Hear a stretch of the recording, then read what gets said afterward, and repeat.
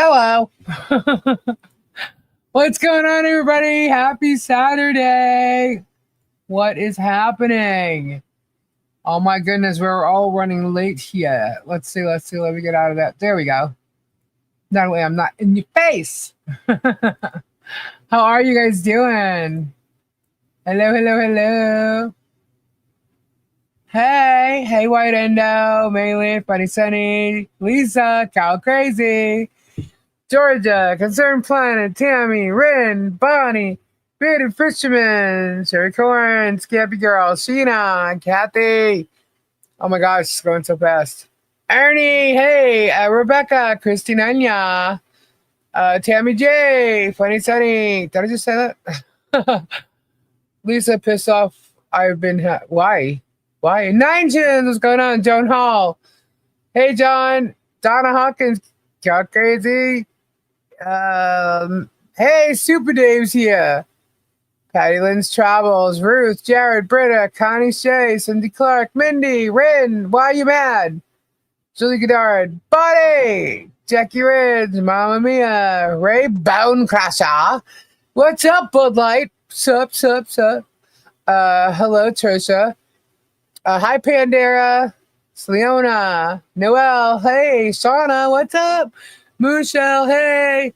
Kim Saney. Hey. Dude Cells. Hello. Hi, Sandman. Lindsay. Hello. Hello. Argot. Uh-oh, sound. Is there a problem with sound? Can you hear me? Hello. Pamela. Hello. Silverheart. Hello. Hi, Carrie. Hello, Terry. Hi, Dorian. Terry, you'll be happy to know I'm doing a box for Kendra, and your stuff is in the box. Just so you know. Hey, Crimson. To Lori, hey.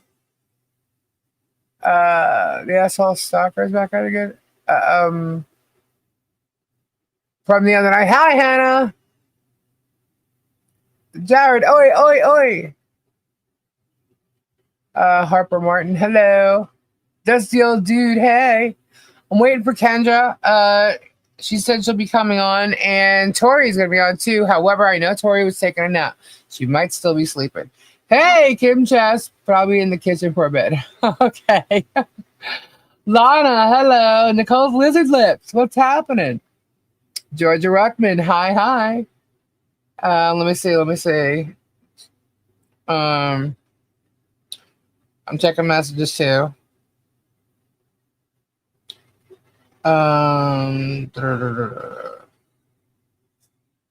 Okay. All right. My messages are all goody right now. Gosh, so much stuff's going on. Hello, Road King. Deborah Fox. Hello. Hi, Kevin Jays. Stacy! What is going on, people? Hi, Prairie Breeze. So a lot has been happening lately. Hey, hi, Helen. Okay. Oh, and here's Gabe. Hello. Are you live? Yeah, I'm live. Why do I always come out right at the... I know, right at the very beginning. I do it all the time. Oh, every time. Sorry. Say hello to everybody. Hello. Hello. Can you mute it for a second? I just started. You I literally just started. Oh, I didn't want you to get copyright. I'll show you later. Oh, why? The music? Yeah, it was a thing who had the highest. I guess he just got an award for glam rock, the highest pitch and the best voice. Who was it? Sebastian Bach? Nope. Who was it? Never let you go. Oh, Michael Stegetter from Steelheart. Yes. Yeah. Yeah, that's true. That's true. Oh yeah, I guess. I just heard it. I He's know. got a higher range than Sebastian Bach. Well, that's because of the song he's singing. I mean, you put him in Sebastian. Now, forget it. I don't know. But back then, you put both those together. It's quite questionable. Either one of them could outdo each other. So, but yeah. Oh, okay. So, Sheena says hi, Gabe. Lucinda says hi, Gabe. Hi, Lucinda. Hi, Lucinda. Let's see who else. I'm trying to see if I missed anybody. I'm sure I did. Victoria, hello. Hi, Lisa. You know, if it has hair like a witch and cackles like a witch, it must be a witch. Just saying. Oh, by the way, Gabe. Hi, Debbie. I put out a short today. What was that short about? It's you. What was I, sleepwalking or something? No. What? It's you opening up the storage unit. Oh. And it's a storage unit number 1, and you just open it up, and then it says coming soon. Oh, right on. You open it, and you're just like looking at it like, huh. Really? Yeah. But yeah, so that's the first one. Letting people know, yeah, I have quite a bit of film. We did move a lot of boxes here, and then I went through some. There was a lot of clothes. So I went through a lot of that without filming it. I was filming one night, and my phone died, and I have no idea at what point it died. So you saw that video? Yeah, it was just a little short, like a quick, what was it, like 30 seconds? I don't even know. Oh, no, you go. It was a cliffhanger. cliffhanger. We filmed a bunch of stuff. I did, and I also filmed some earlier because of the stuff that's like on the shelves that we've gone through that I didn't show as we opened it. So either way, you'll see it all, whether you see me pulling it out of a box or not. I'm not used to going through a box and holding the camera at the same time. And I did set it up on a tripod, but that's when I found out it died on me. Didn't know. So yeah, it's something you're getting used to, I guess. Whether we'll do this again, I'm not sure. You gonna sit on that? Yeah, I'm not heavy, so it's pretty good.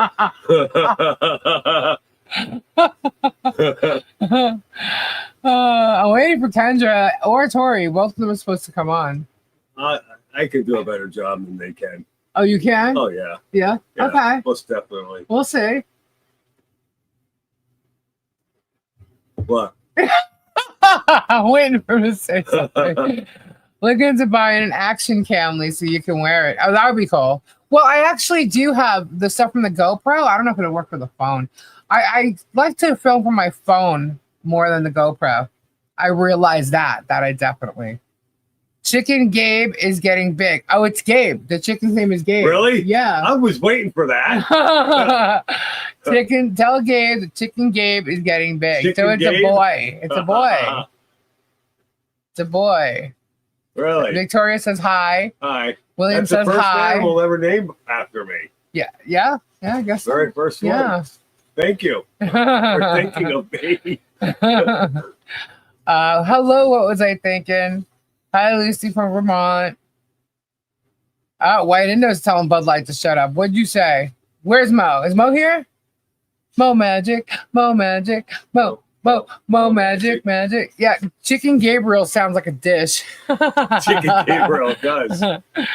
Lisa, I sent you a picture tomorrow. Okay. Of me?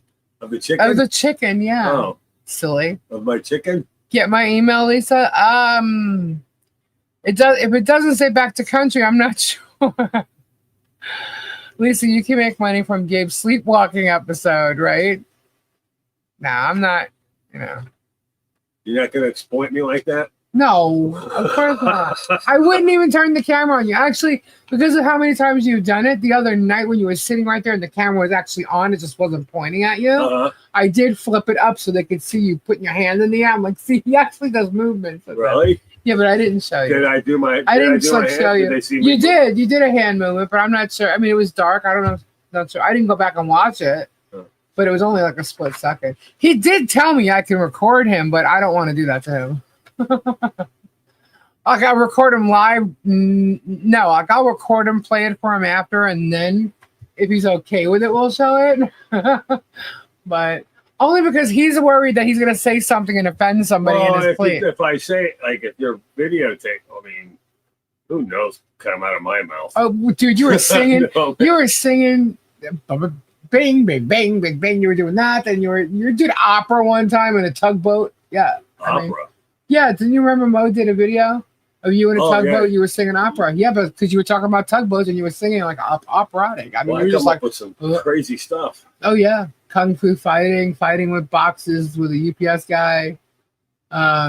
Yeah. Well, Giving Gabe love. what?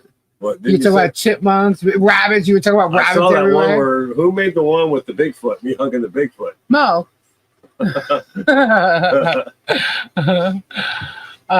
They'll say that's hi. I was gonna wait for Kendra and Tori to get here, but there's so much stuff going on. Don't wait for them. Huh? Don't wait for them. Listen to you, Brat. What is this? We are going to talk about something that did get released to the public. We are going to talk about something that did get released to the public, which I knew about, but it wasn't released, and now it is. So we are going to discuss that. I do want to mention, by the way, there's Kyle Alex.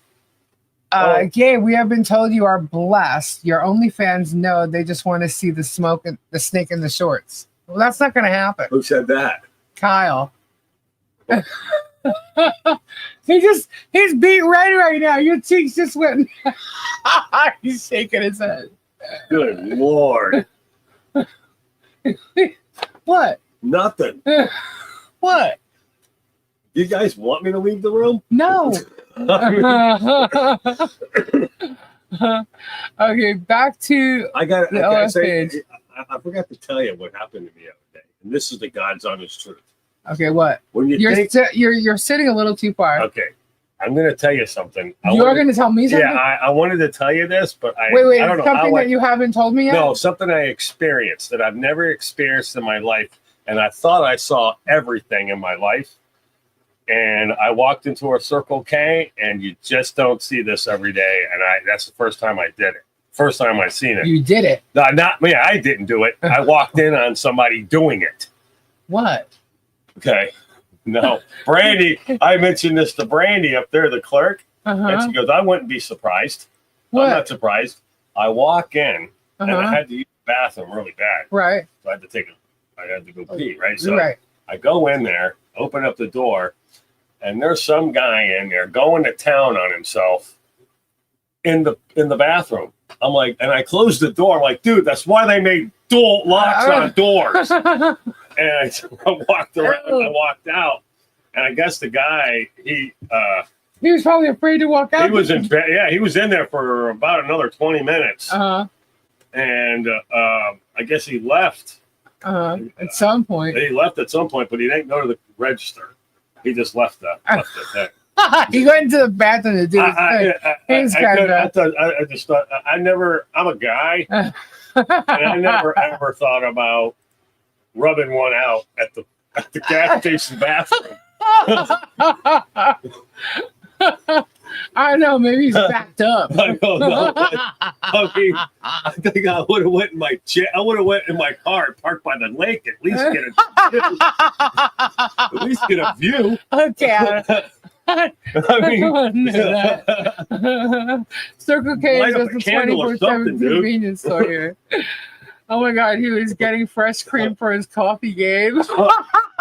I told Brandy that the next day. I said, you're not going to believe. And I told her that. She goes, I'm not surprised. Really? Yeah, she goes, I'm not surprised about that. I said, well, I was. I walked in on him in full action.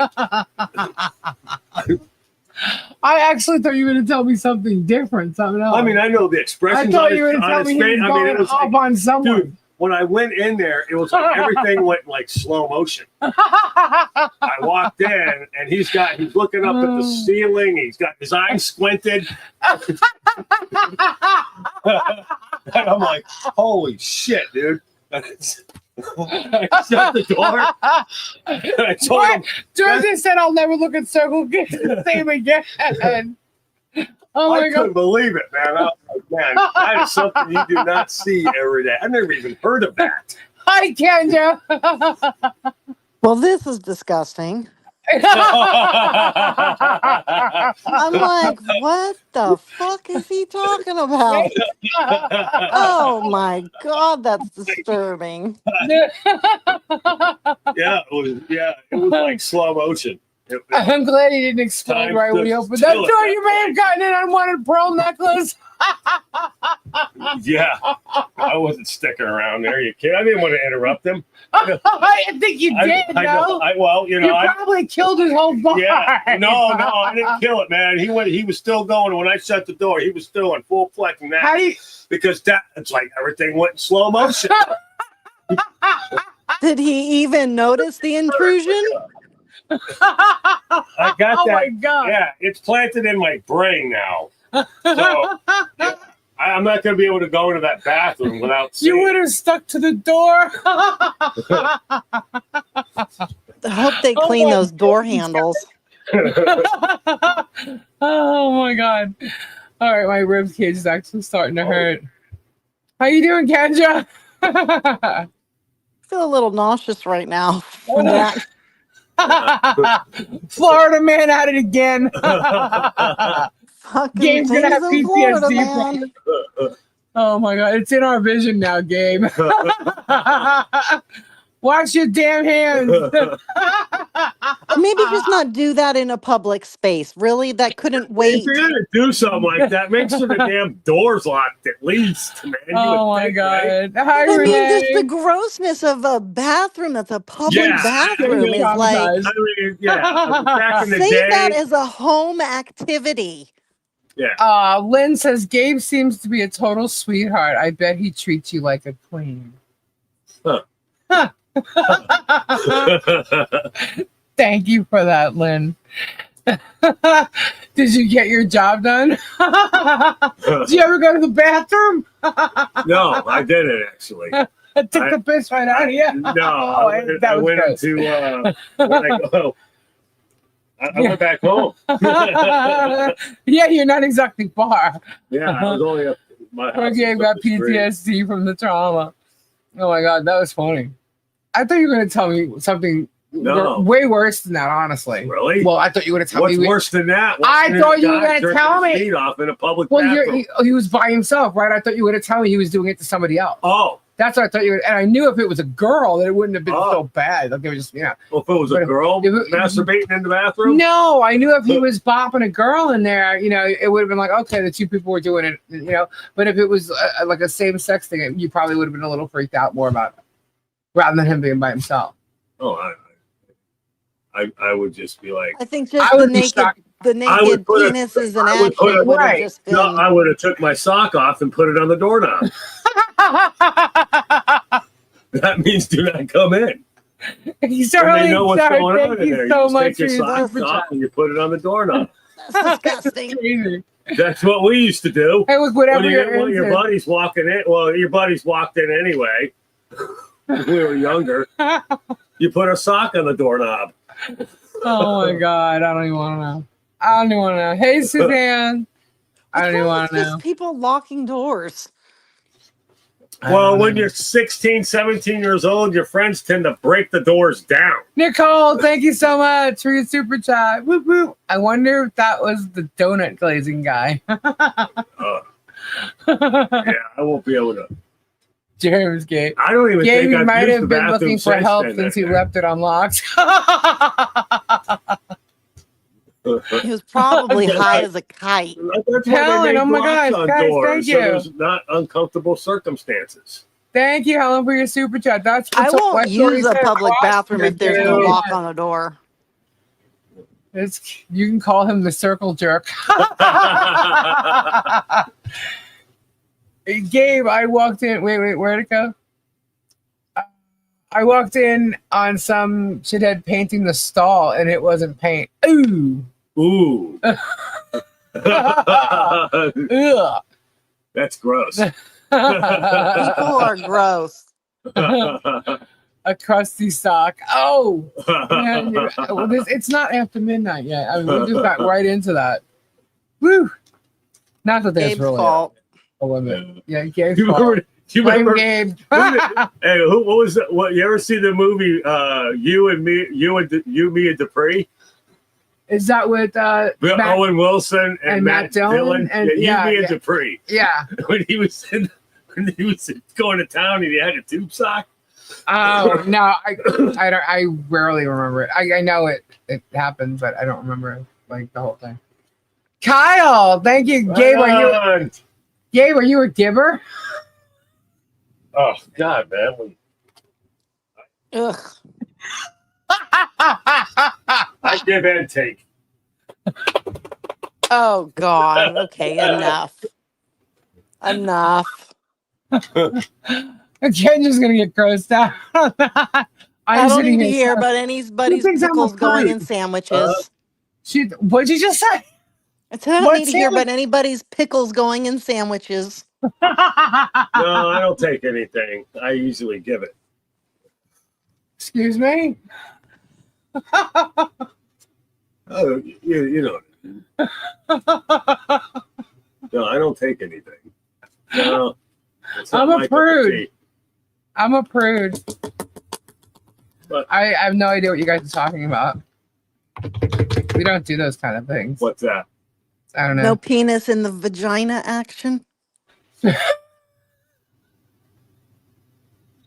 Penis in the vagina action?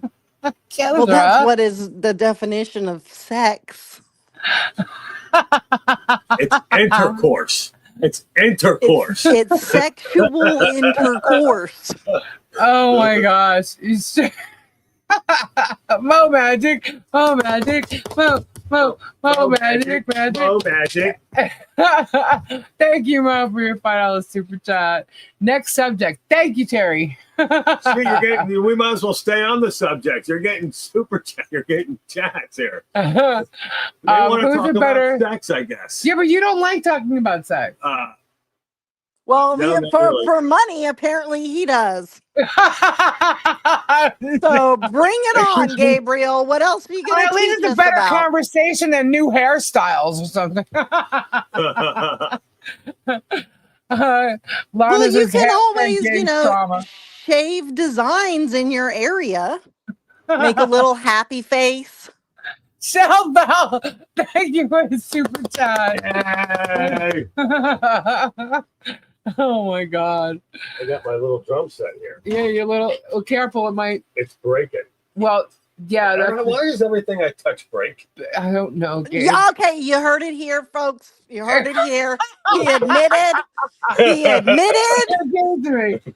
And then I got to come and Everything I fix touch, it. just crumbles in my hand. Actually, it's not his fault. I have a whole bunch of stuff around here because of the storage unit, and that's why this thing just came off.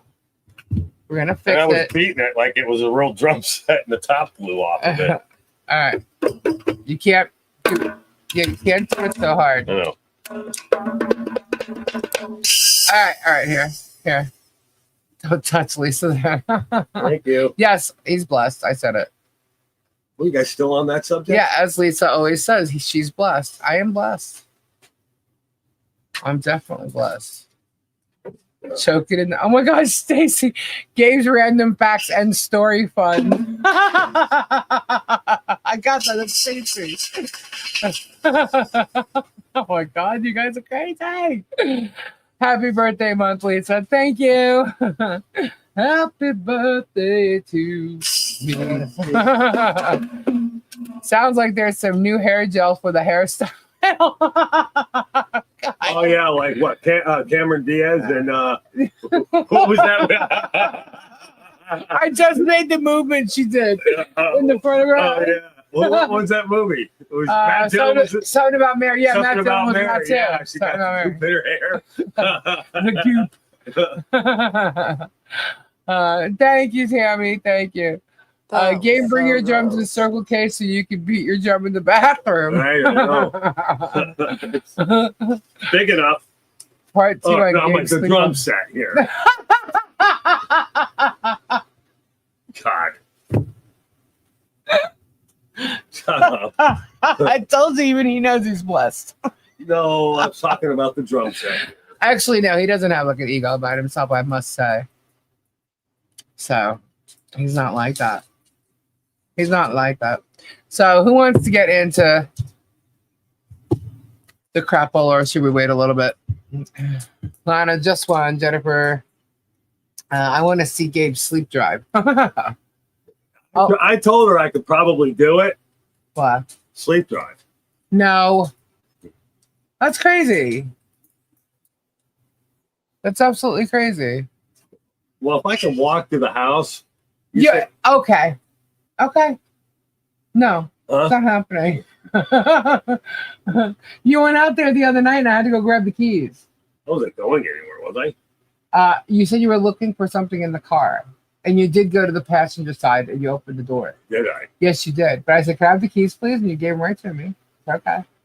Now do whatever you want. As long as I know you're not going to get in that car and drive. Yeah, that's when it gets scary. Well, the one night you came back in saying, I just got woken up by sprinklers. I said, really? And you said, I was down the block. And I didn't even know you left. So you were sleepwalking and the sprinklers turned on and got you soaking wet. And that's what woke you up. Oh, yeah, I remember that. Mm-hmm. Yeah. Yeah, I was down at that house over there walking through the grass. Crazy. I'm just surprised. I mean, if I didn't wake up, I could have walked into the wrong house because I had. Yeah, the houses look very similar. Look very similar. I know. Sometimes Jules gets it mixed up. Yeah, she definitely does. All right, so what am I missing? Because I looked away from the chat. What's happened? Lisa, Milltown's comment, are you redacting names? I am. Yeah, yes. I'm going to try because one name is mentioned a lot. So if I mess up, I already apologize. I'm going to show 2 images. I'm not going to show the whole thing. It is already out there, published. So, you know, I'm just out of respect for the individual, and she's a minor, so I'm not going to mention her name, but her name is mentioned throughout, and I'm just hoping I don't slip up.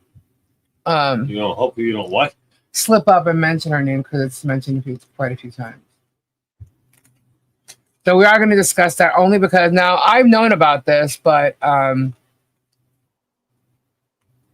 pull up the images and double check. I took 2 pictures of the top of the images, just to show what it is. And, if you've seen it on Facebook or whatever, it's in existence. And there's a reason to let people know what's going on. I do want to mention, though, the other day I had said, that is right. Yeah, the tire of a wimpy kid. Yeah. Yeah, those are. Well, that's a hardcover. That's a hardcover. And yeah, these are collectors. This is one's got a rip in the front. This I know, but this is. I thought that would be cool to just take a look at. Yeah. But yeah, that's a classic. Yeah. So, anyway, sorry. So, Sorry. Yeah, Lisa, quick proofread. I think I see what Lisa's talking about. You probably did, but we're gonna go over it because we've talked about this before, but no one's actually seen any proof of it. And I mean, it was in existence that the actual filing was never showed, and now it has been. So we will discuss, and we will remind everybody how long ago this was and the person that they're actually dealing with. So, but in the meantime, what I was mentioning is the other day I had watched Jeremy's video, but I didn't watch the whole thing. So I saw the part where Michelle was actually speaking. And then I had to go live. So, because I started watching it late. One thing, I went back and I watched it, and correct, Dave. I went back and I watched it, and here's my whole thing. His whole concept of his videos is to tear her down and make her look bad and whatever. And I believe before he showed her speaking, he said, and this is her in her own words. And I'm saying to myself, and you think this video that you just showed of her makes her look bad? Sorry, what? Because if anything, it helps her case. It shows exactly who she is, what her intentions are and how she wants things to be. So how does this germ moron actually think that what he showed the other day is bad and it's against Michelle, and how bad the what is the court going to think of this? And when it started, it had said she's saying this while the child is in the room watching TV. Yeah, well, guess what? That TV was pretty loud because you can hear it on the camera. Okay, and her daughter was preoccupied. Okay, this affected me and was proof he has no sympathy for people with mental health issues. Absolutely not. He does not have any sympathy at all. None. He actually makes fun of it. So what I am going to do is I'm going to create a short video tomorrow, and it's going to have just what Michelle says with my little points I'm going to make. I'm going to cut some of it out because I don't want it to be too long, but just the points that she's making. That shows Michelle and who she is and what she wants, what she wanted for the town of Otter Creek. She doesn't want hate. She doesn't want this. That showed it. That's the Michelle I know. And how he thinks that is so bad.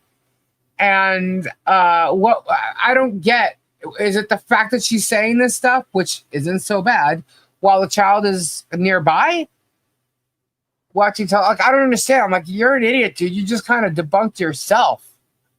It makes no sense. Anyway, so, and in Megan and Tug's thoughts, it's okay to bully and mock people. Just sick. Well, they don't like being mocked, though. Excuse me. Did you hear Tug's interview with Travis? I listened a little. No, I didn't. No, she didn't say anything bad. She didn't. I didn't watch. I don't watch Tug or whatever. And unless something specific was like said, I'll get a link. Nobody sent me a link. That's one thing I'm 100% sure with Jerem. No sympathy for others. Nope. Nope. Well, if you didn't hear about this or see it for yourself, you'll see he has absolutely no sympathy for anyone if he can't have sympathy for his own freaking family. Now, I got to take a look at these pictures just to make sure. I want to make sure that I'm not doxing anybody here. Hold on. Okay, this has it doesn't have the doctor's name, but it has a place of business on it, and then the other one is the court filing that doesn't have the minor's name on it. Okay, so I'm not going to. All right, here, let's do this. I'm going to get angry, guys, just so you know. When I read this, I'm just going to start getting angry. Lisa, I sent you that link, FYI. Oh, okay. But it wasn't specific. Like, there wasn't something specific. It was just to the actual video itself. Right? Right, Stacy? I knew about it, but I didn't know anything specific. Makes a change, Lisa?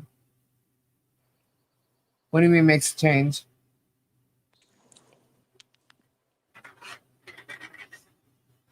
We all deserve to be angry at this. Yeah. Yeah. Well, say whatever you got, because I'm getting ready to read something. I just watched the video.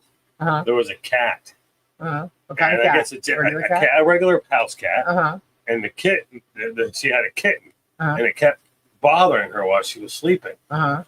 And she would like pat it away with the thing and try to lay back down. The little kitten would pounce on her. Uh-huh.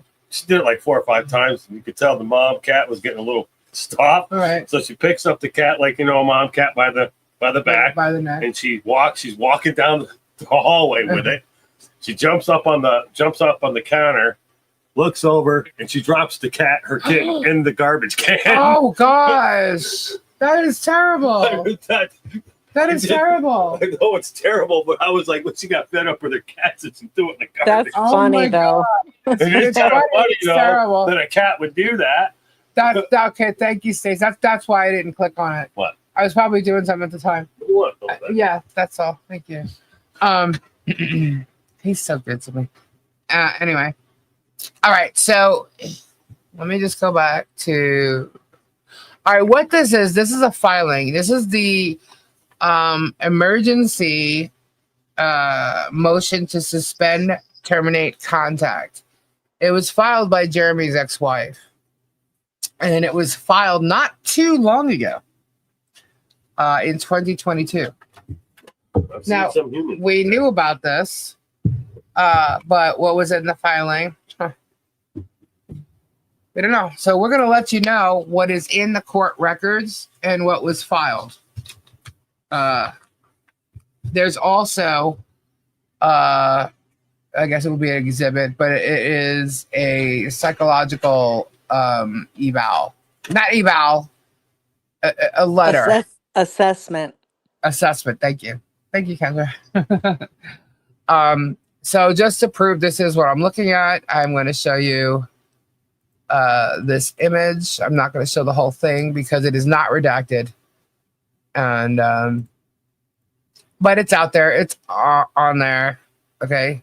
So this was filed. This is part of his divorce, child This custody. is part of the custody part of the divorce. Yeah. Yeah. Okay. So this is Sarah versus Jeremy. Now comes the plaintiff, Sarah Hales, by and through her undersigned counsel, and hereby moves this court to immediately suspend and terminate contact between defendant Jeremy Hales and their party's minor child, including but not limited to the efforts to reconcile the relationship between child and Jeremy and the joint counseling between child and Jeremy, as the same would be in the best interest of the child. Okay. As grounds, the child's current counselor opinion opines. How do you say that? Opines? Is that a typo? I can't I've never heard that.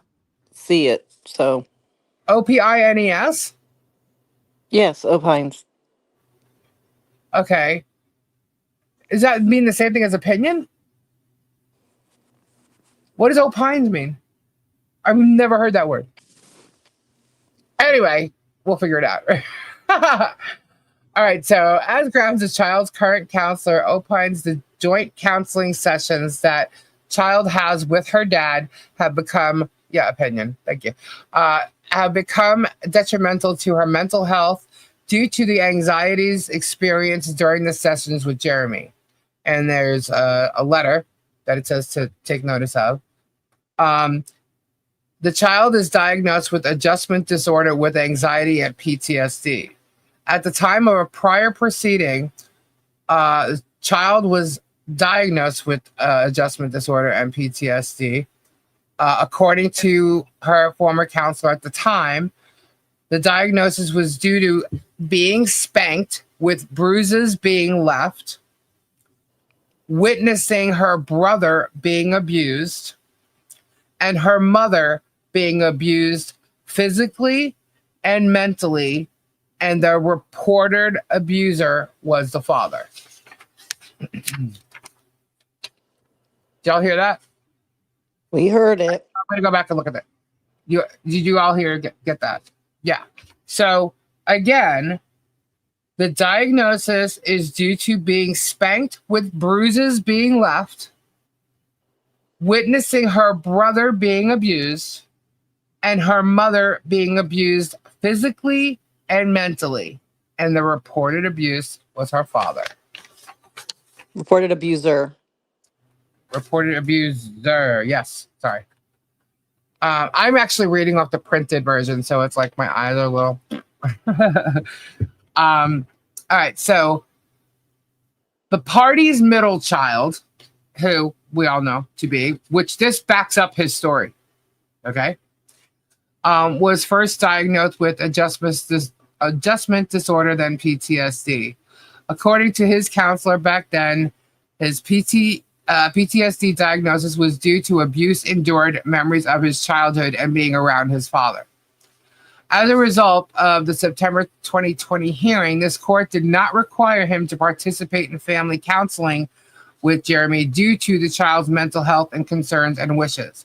But this court did require the other minor child, to do so, believing it was worth a chance to try to reconcile the relationship between the child and Jeremy. Certainly, efforts to reconcile the relationship between the child and Jeremy have been tried for more than 1 year, but those efforts are having a detrimental impact on the child's mental health. His ex-wife submits to that the child's wish for contact with a father stop. The paramount inquiry is the best interest of the child, which includes consideration of the child's wishes and mental health. The child deserves to be free from having contact with a father that is negatively impacting her mental health. Just as the court previously did not require the son to participate in family counseling with Jeremy due to the child's mental health concerns and wishes, Sarah submits that the efforts to reconcile the relationship between the child and Jeremy must stop. She is asking the court for her motion to be granted immediately in an effort to prevent further harm to the child's mental from joint counseling sessions that may be upcoming. Sarah has no other remedy outlaw, wherefore the plaintiff, Sarah Hales, respectfully requests that this court to terminate contact between defendant Jeremy Hales and the party's minor child, including but not limited to the efforts to reconcile the relationship between the child and Jeremy and the joint counseling sessions between both, as the same would be in the best interest of the child. And that's what was filed. That's the motion. Okay. And attached to the motion, this is where I'm going to mess it up. All right. So here we have, that was the filing. And then attached to the motion is an assessment that I'm only going to So show an you this. assessment is the opinion of the therapist, counselor, psychologist, whatever their title is, that has The been working opines. with the family and the child specifically. And this is their observations and conclusions and their opinion of how to solve what's going on. Right. Okay, so I'm just going to show this quickly because it's no big deal.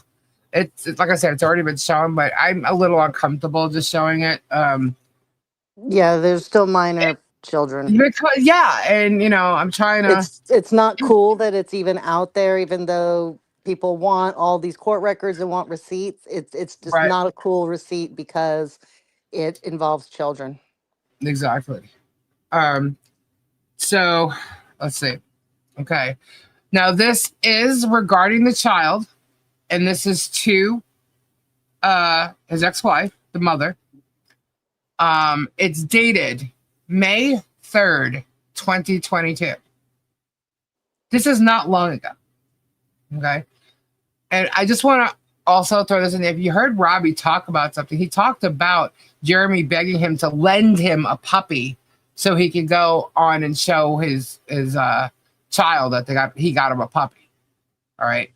That story right there was before this date.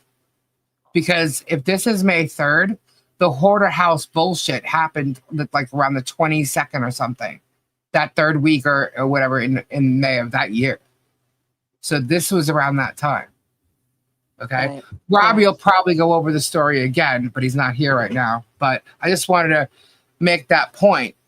This is when Jeremy was hanging out with Robbie, but right before the Hoarder House thing ended that whole scenario. Okay. This is found in the divorce court in Holmes County, Ohio. It was there. It just wasn't publicized as far as anybody else besides the court having it. Okay. So anyway, but this is why she filed what she did. Okay. So this letter is to her, the mother, and it stated, as you know, I've been working with the child as her therapist since 2021. In her journey, I have been using a hybrid of trauma-focused cognitive behavioral therapy and standard CBT to help her work through her fears and anxieties. Through the courts, there has been an order for her to have virtual sessions with her father, Jeremy Hales. In these virtual sessions, Jeremy's therapist, a therapy dog. I have to skip some names. Sorry. a therapy dog and its owner, along with the person who signed this, were present. And the child has been present for all of the sessions with her father, and sessions have gone as scheduled outside of 1 week due to sickness.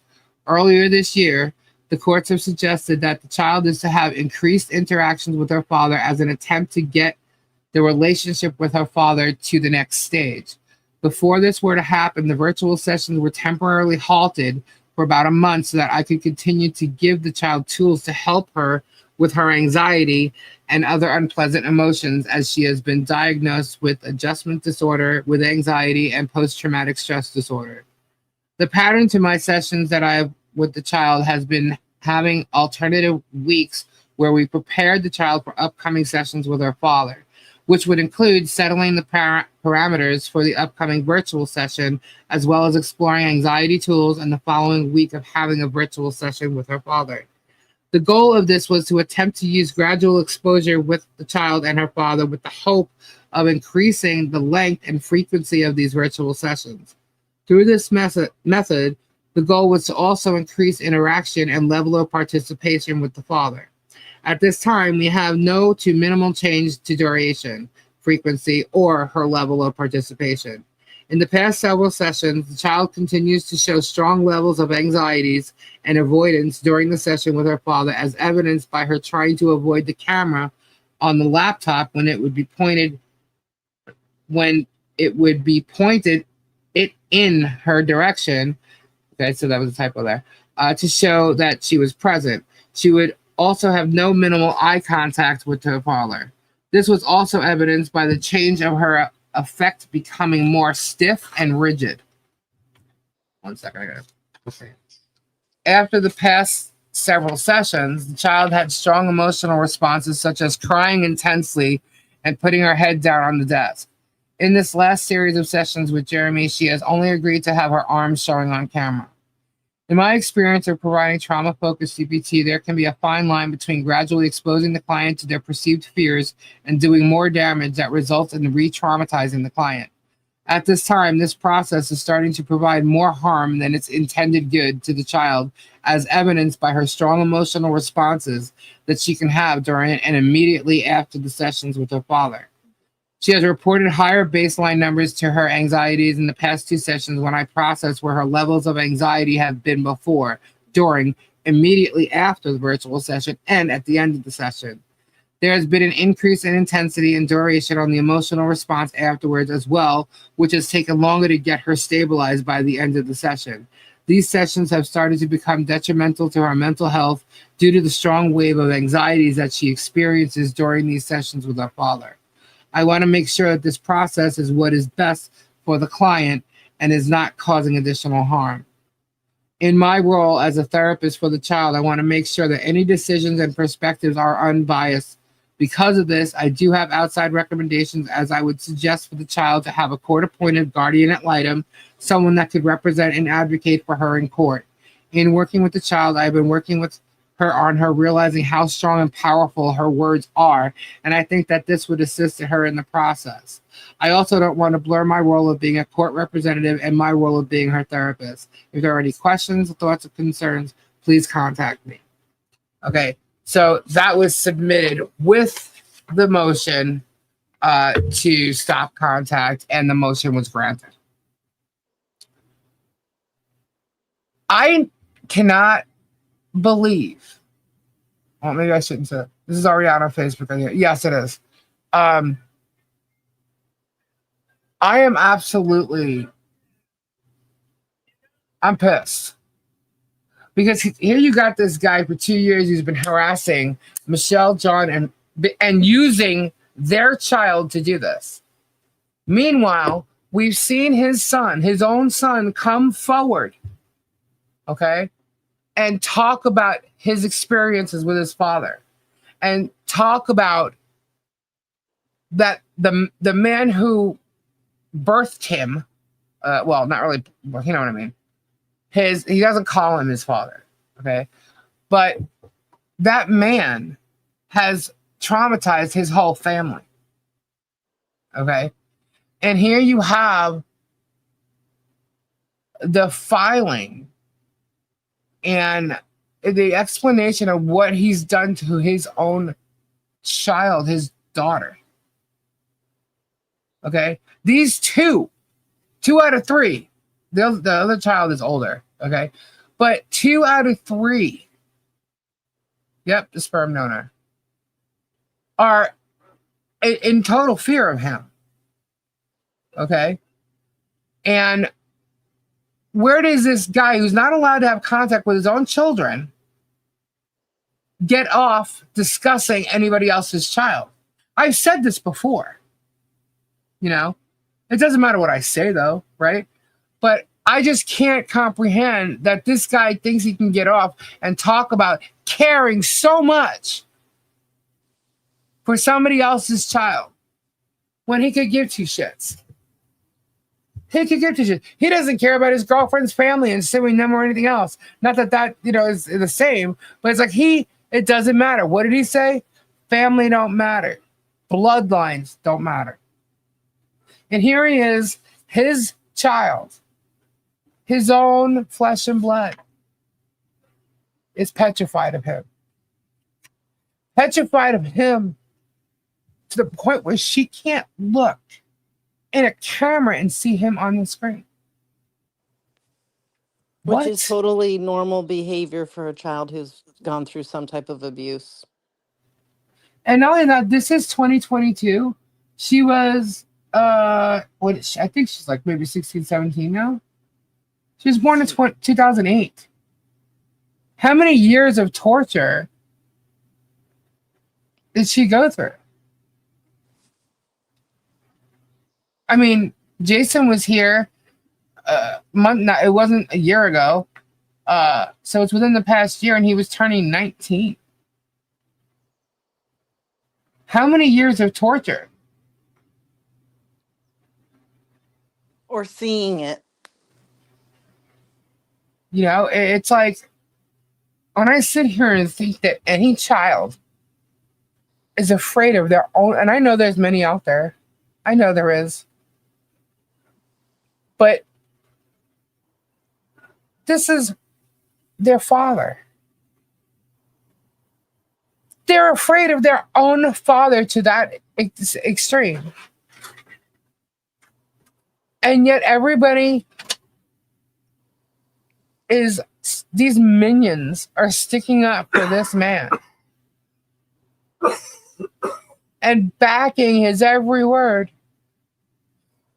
I'm holding this paper up to the screen. You see what I'm doing? As if they could see it.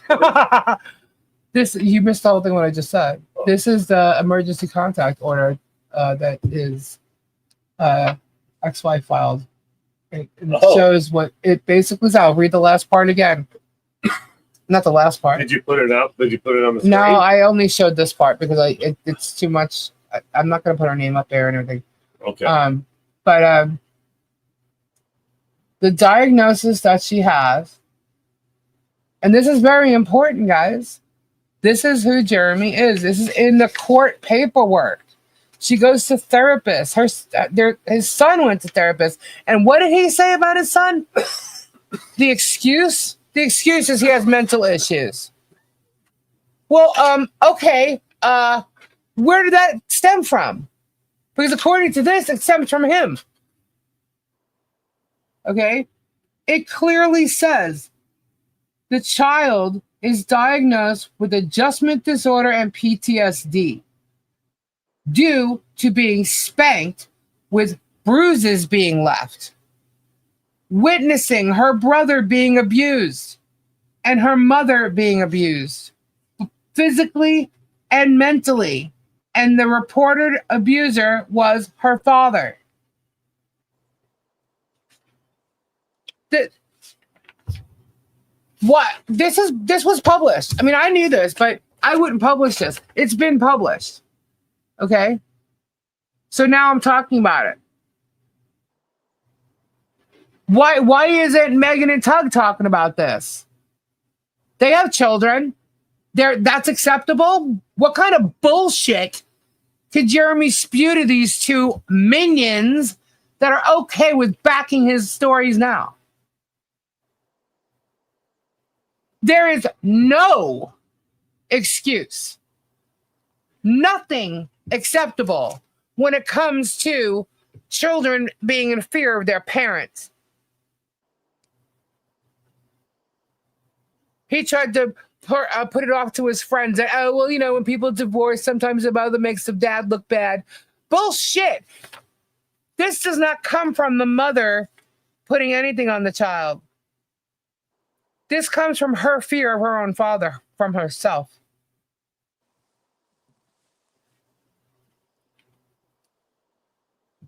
Why isn't Shara publishing this? I don't know. Bet you Shara don't even have that.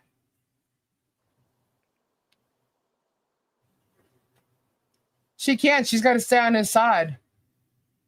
Tug hates child abuse, but is okay with this. Really? I don't know much about Tug as far as that goes, but this is bullshit. He is an abusive person. He's abused his child, both children. Can't speak of the third. I'm sure it was probably there. Remember, it wasn't there a story where he actually made her get out of the car, and he only took the son and the younger child. Didn't Jason tell that story? He made his oldest daughter get out of the car. Yeah. I have to go back and watch. But this is absolute 100% bullshit. I know things like this go on everywhere, but this guy acting like he is the, you know, like the purest Christian out there. No.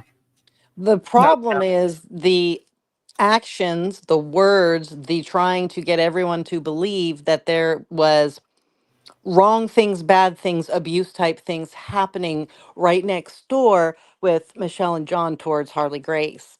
Right. And that's not something that has ever even gotten to close to such things as the accusations in this document. Absolutely zero. Yep. There's in fact nothing but appointments and doctor's appointments after doctor's appointments of them doing all the right things that they need to be doing for the child because she does have some health difficulties. That's right, And Dave. there's That more eyes on that child, specialists and people in the know to recognize any sign of anything, and not one time have any of them ever been concerned. exactly. So it's amazing that you would bother to try to create such a thing that does not exist when yet it seemingly, according to these records, existed under your own roof. So Well, that's another thing. Do you know how hard it is to get a judge approved restraining order? It's extremely hard. I know from 9 years of experience after my divorce. It's very hard. He will say it's standard. Bullshit. Now, Kendra, you and I were talking about that kind of that you've seen it people not get a no contact order. That the people with much worse even don't get that. right. But we So don't know. previously, I was in social work, for those who don't know, and I specialized with working with children 0 to 18, and then further specialized children 0 to 3, Mhm. and with special needs.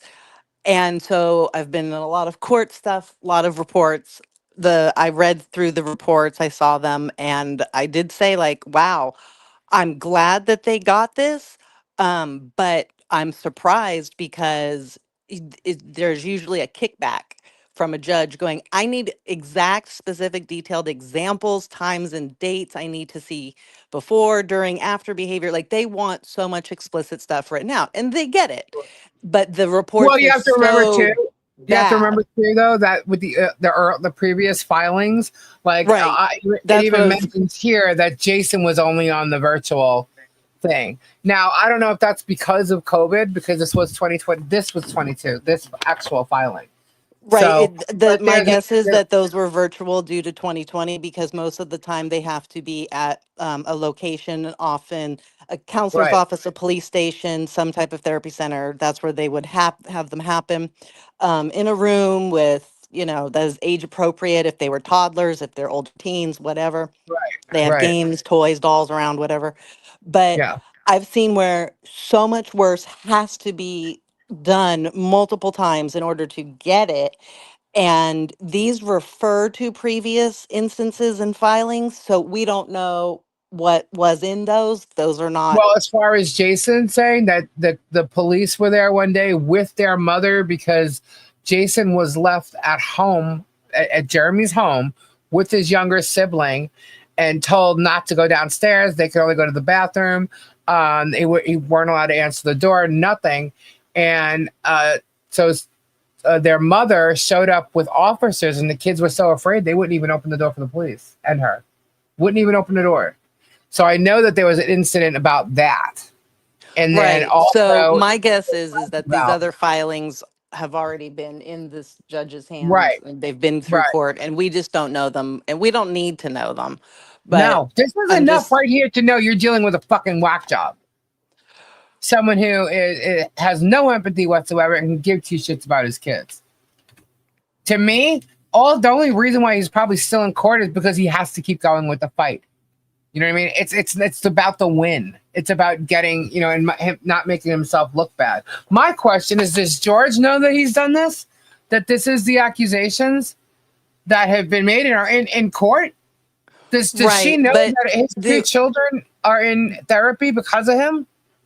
And that's we okay. don't, whether she does or she doesn't, there is a typical response from the other party side usually Hmm. that looks at it a whole other creative different way and comes up with stories about mom, grandma, babysitter, aunt, neighbor, friend, whoever the heck is the adult in the present world day to day with the child, doing brainwashing on them and Right. telling them stories, made up or not, just trying to scare them just to get them away from the other parent. And that does happen, Well, that that's does he's already exist. said. He's already But said that because I don't know. I don't remember if it was Rob or Conkey, but they referred to that. And right, also, that's the like Megan and typical Tevin, the people on defense. Facebook. Yeah, that's the It's the whole defense thing. crazy other parent leading this, getting all these other adults to believe because that other parent is a narcissist and has now convinced all these people. And now all these people are scared for this child. So then they put it on this child. So then this child only has fear upon the name, seeing them, whatever, Mhm. because that's what they're being fed. And they don't know who to trust, who to turn to, who to respond. But a therapist, psychiatrist, psychologist, whatever, can usually parse that out in their one Right. on one. And there needs to be a lot of one on ones. And it's Well, it seems like actually there definitely was, right. And and it's and it actually wasn't like easier. these. Go ahead. It wasn't like these meetings were just like a therapist and the child and Jeremy. It was more than one therapist. There's also a therapeutic. What was it? Dog. Hold on. A therapy dog with its handler and owner typically. Yeah, yeah. So there was more than two people there. You know what I mean? Like it was And more than the three. handler and owner of the dog don't have a say whatsoever in any of the Right. documents. They don't part, it doesn't matter. They are there for the safety of the dog and the child. So if the child scares the dog, they can console the dog, stuff like that. That's why Mhm. those people are present for legal reasons. That's, and they go through a certification to be there to be present for these things. Right. And it's not just what he said too. It's what's in the filings. I mean, it's clear as day. It says that in the actual filing. Again, guys, the diagnosis is due to being spanked with bruises being left, witnessing her brother being abused, and her mother being abused physically and mentally. And the reported abuser was her father. So this isn't a mother convincing her children that daddy's a bad guy or something like that. No, no, no. And I'm not saying anybody's guilty or innocent here. These are made up or they're facts or any of that. But the best thing that happened is that he obliged to this. I don't even know what it was. It was this report, and I had left them alone. Right. So Well, whether he did it because he was right. listening to the law, I don't know. Whether because he looked in upon himself and said, okay, my actions were wrong, I don't know. Whether he just decided, you know what, I feel I'm totally innocent. And so they are going through a whole hell of a lot right now. And I'm going to walk away from them so that they can get better. I don't know what went through his head, but Right. whatever it was, that became his choice to do so for the betterment of them. And let's be thankful for that. Yes. Yes. But I do know that he does try to contact his son. Hold on. Well, but they're over 18 now. And Right. that's, Right. Well, you know, here's the other thing I do know. He had a restraining order on him for a long time. The day the restraining order ended, he contacted that person. The day it ended, just to let them know that he was still in their life. That he didn't go nowhere, like a stalker would. The day it ended. So Jerem was a minister at this time. He was a minister until his wife filed for divorce. That I know, because he still worked with Skyview. They fired him at the same time. I did. Oh, we met Gold, guys. Sorry, we were talking about that. Thank you so much. We met Gold. 999. Who said 999? Thank them. Let me see. Babs. We are the Warriors, and it's our time for HG and all the others. Yep. Suzanne and Lisa. Oh, okay. Yes, thank you for reminding me. And then the Kyle was earlier than that. Thank you, guys. So we met the goal. We definitely have one giveaway. So yeah, supposedly he contacts his older daughter with offers of giving back the money. Yeah, and apparently he's got to see her in order to have that done. He talks about there being, she's getting married or something. And when he first said it, according to family, that was not true. Shows we need one more, Lisa. Hold on. It's showing the goal. Hold on. You might be a little behind, hon. Let me see. I'll refresh. Because it said it was met and that I restarted it. Well, I mean, hey, if it says here in these filings that there was physical and mental abuse witnessed by the children, this type of guy doesn't change. So, I mean, if Martha's gonna stay by that, then that's on her. But what year was Jeremy divorced and how long was she married for? She filed for divorce in 2014. weren't they married like 10, 15 years? I don't remember. I have it. I just don't remember what the date is. So I don't want to say. I'm sorry, as a mental health person of almost 40 years, I'm getting so angry right now with this BS. I've dealt with too many kids on the psych units that have been screwed up due to parents shaking my head. Yeah. Well, the fact that they're diagnosed with adjustment disorder, which gets diagnosed typically in childhood and adolescence. Right. And, it's all of these things are spectrum, diagnoses to work through. Some are more severe than others. Some people have a different internal structure and they work through the therapy and are more reactive to it than others. So, the hope is that everybody can heal from that and learn their boundaries, learn triggers, learn, calming techniques, whatever it is that they may need. Yeah. But adjustment disorder is something where then, like, you're just, far away from any of your events, you're living your life, everything's fine. And then you go to make a banana bread recipe and it doesn't work out and you lose your ever loving mind over it and you start collapsing, crying and freaking out and being traumatically upset over it. It's Right. where you have an over response to something else not being great, where it's out of place, where nobody needs to have that severe of a response to a recipe not working out. But that's just Right. an example, made up example of how adjustment disorder can show itself in a significant way.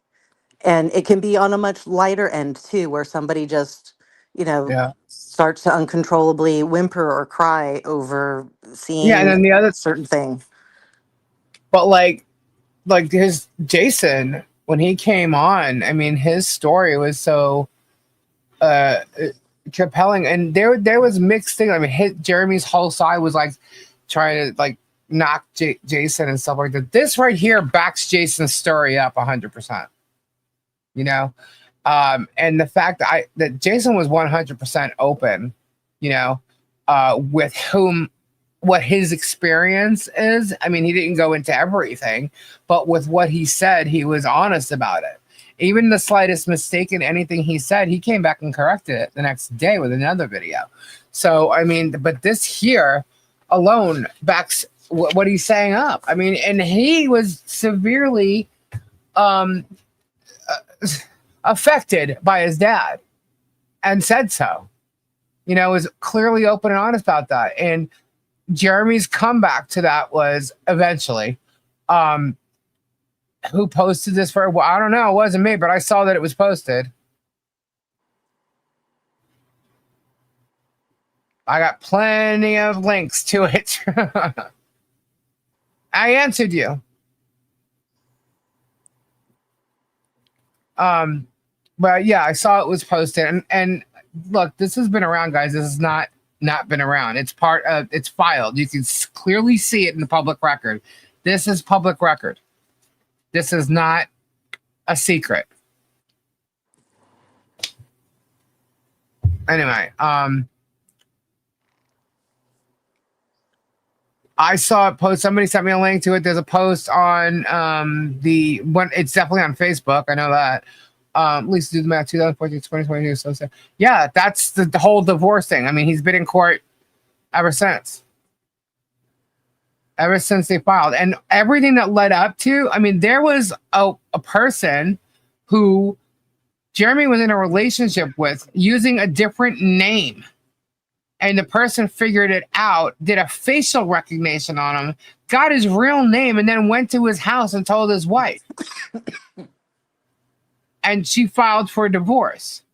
And at the same time, Skyview Ranch let him go. And then his son told everybody that there's possibly a child out there, a half sibling of his, that's his age. Which means there's a lot. Now, if you go and you look back, for instance, you look at his addresses, he's listed as living somewhere else for about 5 years. At the same time, he's listed living with his wife. Now, that could be a mistake. That could just be like a whole different thing. But I was like, what the hell is that? But yeah, there's lots of questions. But you know what? It's almost like, how personal are you going to get? But I didn't even want to talk to his exes or anything like that. I didn't. I just felt that was different. We should be able to see and know his character from what's going on. And here's the thing too that like I just saw that was brought up. We don't know, and not to defend him here, but we don't know how he was raised either. No. So we don't know. We do know he know. was raised in a very strict religious family. Right. So was he just doing what was done to him, what he had seen amongst his family and friends in the church growing up? We don't know. But it doesn't make it okay. Yeah. When we are in a world where education had changed and different programs, entities, agencies, advocates, what have you, all these things where you know better. Right. So that's where it is at that fault of, we were all raised a certain way and every generation learns a better way to be. And that's when we're supposed to take it upon ourselves to do that. Yeah. And, but yeah, we don't know. And, honestly, it's not our business to know. What we do know, though, is that his family doesn't talk to him. And we also don't really know why. What? And we don't know why. No, but I can imagine being based on the religious factor alone, they have a relationship with their grandchildren that we know. The thing is here, it's terrible that this is going on. The fact that he's walking around every day talking about somebody else's child, and yet he did this to his own family, his own children, his blood. Okay, he has absolute. What? Hold on. He said Baptist church failure. I don't believe him. I do know that they're very religious. And being religious doesn't make you bad. No, it's no. I'm not saying that they're bad at all. I'm just saying that they're very religious. A lot of times, people who are religious don't believe in divorce. They don't believe in cheating. They don't. You know what I mean? Like there's certain things, and they, from what I understand, they're very religious in that sense. But I don't know. What I do know is what this court paperwork says, and this guy has abused his ex-wife and his child. He is also abused mentally, at least, ex-girlfriends.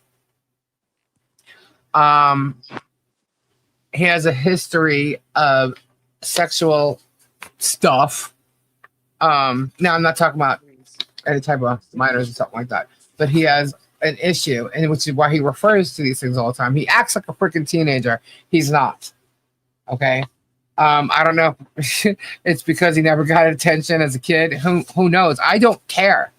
What I care about is you're a grown adult. You should know right from wrong, and you're treating children, God's children, this way, and that's wrong. And you have no right to say a word about anybody else's child at all. And I think it's disgusting. I think he should be ashamed of himself. Ashamed of himself. And look, you wanted to start this, Jeremy. You went digging, people went digging. And now this is out. And I'm pretty sure he's going to say some kind of bullshit about it. Guess what? This is public record. This is from the court. Okay. I know the whole thing's out there. But that's insane. Because it wasn't my fault what happened to me. I had anything she could grab and she tried that stuff. Yeah, it's looking at his other with his obsession with the sex. He appears to have some mental issues for sure. That is not a diagnosis but an observation for me to put out there, right? The dude sells comment. I'm sorry, now I'm looking.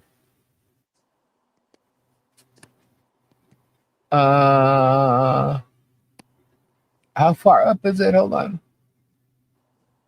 My eyes are playing games with me because I'm looking at things at different sizes.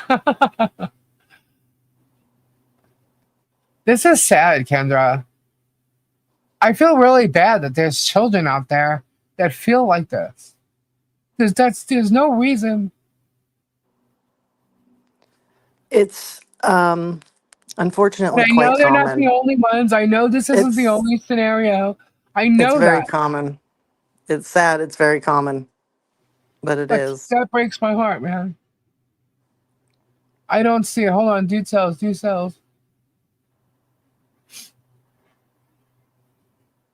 You know, when Jason was on, it was like, wow. I mean, because you could tell in the process of him saying this stuff he was saying. He thought very he was deep into the thought, and you could almost tell that he's reliving the things as he's speaking about them. You know, and you could see how it affected him and how he was talking. You know, and then to know that there's a younger child that's affected by it may even be worse than him and how he was affected. That's just so sad. I did sell. I'm sorry, I don't see it.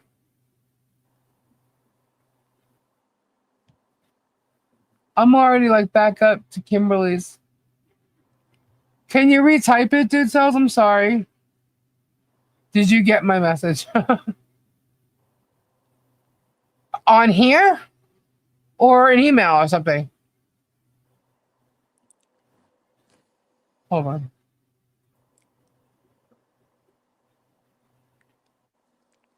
When I was a CASA, which is a court-appointed special advocate for children in foster care, so Uh-huh. you get the equivalency of all the power of the judge, and you get Right. access to anything you want.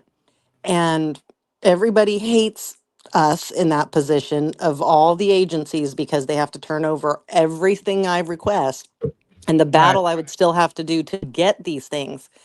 And yet, oh, I got everything on my child there. Everything. And I had spent months with her at that point, knew her well, knew the situation. She was doing okay at that time and everything. But going back 10 years and seeing the documents about her and what Uh-huh. had happened, oh my God. And just reading it, I mean, like my mouth fell to the floor. And then they knew it was bad. And it was my job because she was of age enough when she had turned 15 to get them herself. So I had to Right. review with her first what she was about to see before I handed her these papers. I wasn't just going to hand her these papers. Hi, Boudica. And ugh, I had to, and then I'm explaining it to her when she was reading it, and she's saying, "Well, what does this mean? What does that mean?" And I'm having to say, that meant that as soon as your mom walked into the room, you peed your pants. And she's like, Wow. "Oh, God," because this was when she was much younger. She doesn't have memory of it. And like having to do that one on one with the child is heartbreaking. But Wow. um,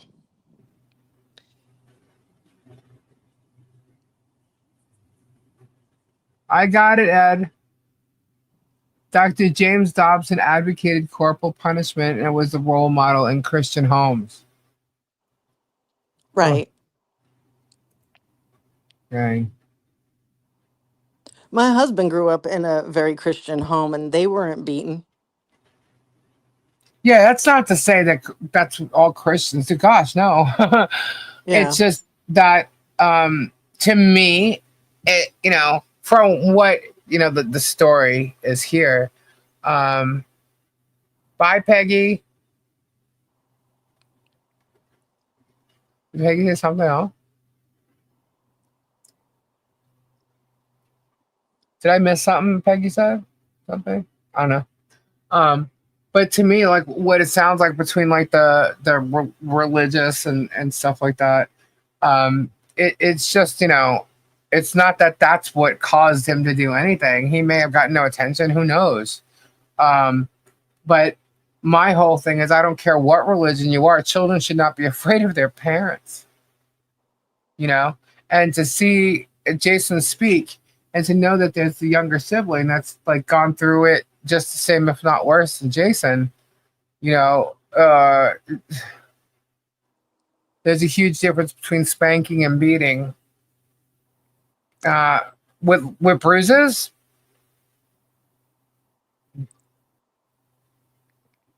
Well, because corporal punishment is just considered, spanking, hitting on the bottom, like smacking, whatever you want to call it, hmm is every in California, every city and town has their own rule about it. right? And I used to live in a town where it was allowed. And I learned this from the cops when they were on my front lawn one night when these 15-year-olds were trying to break into my neighbor's car parked out front. And I called the cops on them. I'm like, and then they're smoking pot. we're just Yeah, adding up the shit spanking they're doing don't here. leave marks. And so they told those parents when they came to pick them up, they said they're still under 18, even though they're older. We're just reminding you that corporal punishment is legal in this city if they need a good smack on the butt. And they were like, joking about it, but they were like, you want to do Correct, something correct, to scare them. And a lot of parents were given that kind of information back in the day about scare them a little and that'll scare them straight, so to speak. And right. so I think the corporal punishment did get out of hand. And that's why it's now not the thing in a lot of places. Um, Although it's some people in the world, spanking some adults doesn't fucking leave need it, in my bruises. opinion. You know what I mean? Some adults need a punch in the face, though. Come on, let's be I'll honest. tell you right now, when I read that, if I was an OC, I'll tell you, I went to a private school with nuns as teachers. That was not fun. Oh yeah, they thought who the hell they were too. Oh, I our know it was a parents different. I grew know up it was in a different Catholic school. time. They were smacked all the time with the paddles and the rulers and things Yeah, for really yeah, minuscule shit, too. it was out there, I was treated the same way, bruised and everything. I was spanked as a child, never had bruises, and would never consider myself abused. Yeah, I mean, my parents really didn't do that. Um, no, but I mean, they definitely would be like, "I'm gonna." My mother one time, but I was like a 16, 15. No, I was still at Sunrise. I, she went and threw a wooden spoon at me across the dining room table. And this was on Sunrise, right? So you know where the fireplace was? Yeah. She's standing near the fireplace. I'm by the windows, by outside. So I'm on the opposite side of the dining room, and Gail's right next to me. And she threw a wooden spoon at me, and I ducked, and it hit Gail right in the head. Man, that's like the first ever of my mother. And my mother, we just started laughing. I'm like, oh my God, Gail, you okay? And it was probably because I sassed her back. I said something smart ass, Yeah, But it's like they used to take their slipper and would aim their slipper at your head. Right. When you had a smart mouth. Yeah. But still, like, to live in fear of your parents, I just can't, And yeah, I mean, you could see how affected Jason is in what he talks. And just to know that there's a younger child. Well, you can just hope and pray that they're just working through it, getting the help they need now. And Right. I know Jason's okay. I know Jason's doing some good stuff, so I know he's okay as far as that goes. I mean, but look at the moth. The moth now Germ is going to say they have sensitive skin. Yeah, I don't give a shit what Germ says. You never treat your children like that to the point where they're afraid of you like that. I'm sorry. You don't put bruises on your kid, and you just no. I'm sorry. It was a different world back when I was young, okay? But it was a different world, and you still didn't do that then. You don't do it now. Who the hell are you to be doing it to such an extent that we have disorders coming out of it is right. over the top, because everybody can walk around and be like, oh, wait till your dad comes home, or I'm scared of more of dad or mom or whatever. Yeah. Like, that's fine. Yeah. That's different. That's one thing. But to this level, I've heard a lot of people say that, Georgia. Georgia said her dad made you go pick your own switch off the tree, and it better not be a short one. I've had my legs open from them damn switches. A lot of people had switches, and they'd make you go get your switch yourself. I think that's like a Midwest thing, because we didn't have such things to go pick off a tree on the East Coast and West Coast. Right. Peculiar says, I was afraid to do wrong, but I was not afraid of my parents. The only time I think you were afraid to do wrong is if you're afraid of your parents is if you did something wrong. Right? That's where we were all like, oh God. Oh, dang it, when daddy gets home, I'm in so much trouble. Or, I didn't get into a lot of trouble like that. But if there was a situation, I would have been, my sibling was afraid of my father and getting in trouble. That I know. And I'm like, what are you so worried about? Because when they would get in trouble, I would get the phone call, not my parents. They would call me. I'm the one that went and saved the day, and they didn't get in trouble for it because I covered their asses. I remember my mom used to laugh because she'd be like, oh, please, your father's nothing but a big pot of mush. Right. Like, he gives off the tough vibe, but really, he's not going to do anything. Yeah. And the way it was, and then you knew right from wrong. You knew, you know what I mean? It just baffles me that this is going on. And then I'm looking at a child now who has been hearing all this crap, who is, if you don't think Harley Grace is affected by this, you're crazy. She had a freaking cutout. Like, I don't care what anybody wants to say. A 3-year-old child, 4. 5. I'm sorry, she's probably 4 at the time. She's 5 now. But the tube count thing started when she was 4. And, so you're looking at a 4-year-old who every time she goes outside, first of all, she can't play outside because she keeps getting brought back in because, germs filming it, But when she is outside, there is a constant picture of a guy looking at her across the street. It's right in your face. I mean, you can't miss Travis's picture, and they think it's See, there it funny. goes again. What? We have a moth flying in the bedroom. Oh. You know, and now Travis is trying to say that the 5-year-old child is harassing him because Maybe these people have stupid. PTSD from their I'm child running telling days. you, he's crazy. Travis is there doing the dirty work for Germ because Germ is not there right now. That's what's going on. Maybe he has Travis PTSD has even not being been at around Tubetown another since that- child. Yeah, Travis has not been there often compared to what he used to be ever since that fence was put up. Because he can't see across the street. You should watch Tug and Travis's lives yesterday. That's what I was sent the link, but I didn't. It wasn't like specific. So Travis is there to harass the neighbors. That's why he's been filming. I mean, okay, he keeps calling it drama llamas, like everybody else is the drama llama, right? But he's the one sitting there for 2 hours each day talking about Michelle and John across the street and calling everybody drama llamas. And he's trying to defend the fact that there's no camera in the bird feeder that's swinging, yet there's a camera in the bird feeder in the tree. But as he's saying all this stuff, there's a camera right behind him. And then, like, he had visitors there or something like that, and he's moving the camera around. There's another camera way up, which is what the shade cloth was blocking. That's on the other tree. He showed it all. It's right there. So and he knows it. He knows where he put those cameras. He knows exactly where they are. And he's lying to everybody's face on that freaking video. And then the next day, because I pointed it out that night, the next day he changed where he was sitting. It's like, Dude, doesn't matter, Cells, I'm dude. sorry Sorry there. about that. Your family went through that. That's horrible. That's horrible abuse. what happened? The dude Who? Cells said my Oh. brother was put through a wall and my sister was beaten up outside with a back injury. Oh my God. Oh my God. That's terrible.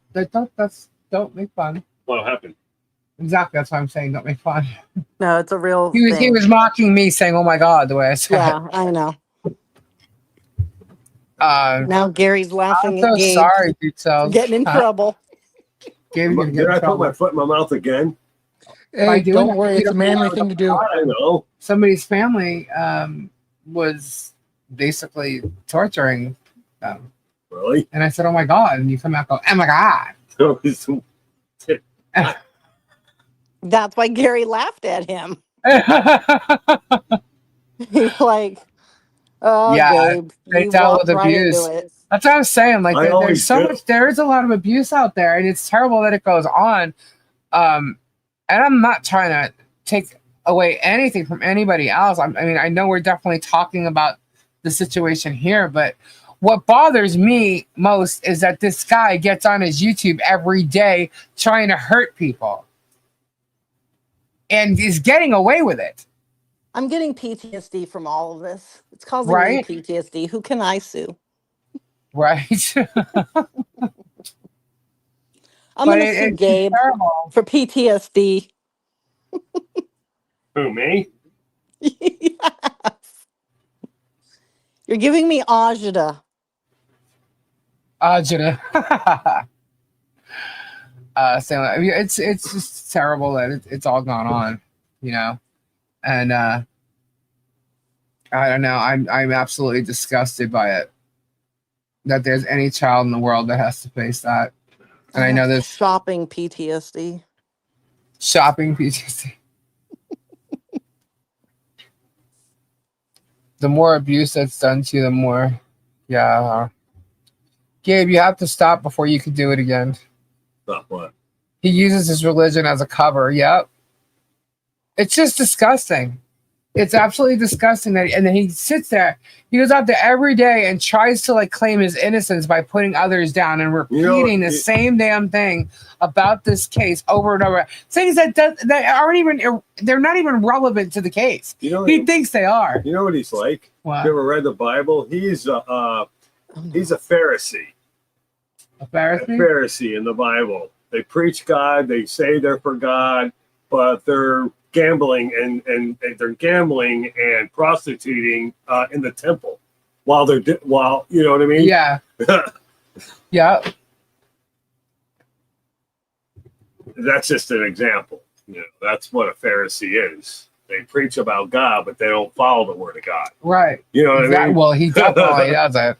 Definitely doesn't.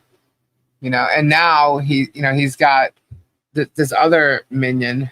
And if you got protection orders on your on a police record and stuff, you're not a good example of what a Christian is supposed to be. You know what I mean? Babs, is Jeremy's record still? I don't know. This didn't come out of that. What happened? Stacy listed a bunch of different types of abuse, and I think she put it in an order that is chronological to how old we are, where it's home bullies, school abuse, home abuse. Right. Then it goes to work, coworkers abuse, internet abuse. So, like, yeah, I was just it She's always on the is Facebook available. It just morphs in a different way depending on what your environment is. We can all run into it. We need to all learn how to get out of that and not let ourselves get into it. They're doing a play-by-play of this live on Facebook. For the Let's show them our VIP room. What's a play-by-play? They're just recording it and playing it. It's okay. It'll come down.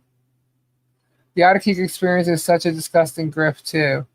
What is the Otter Creek experience?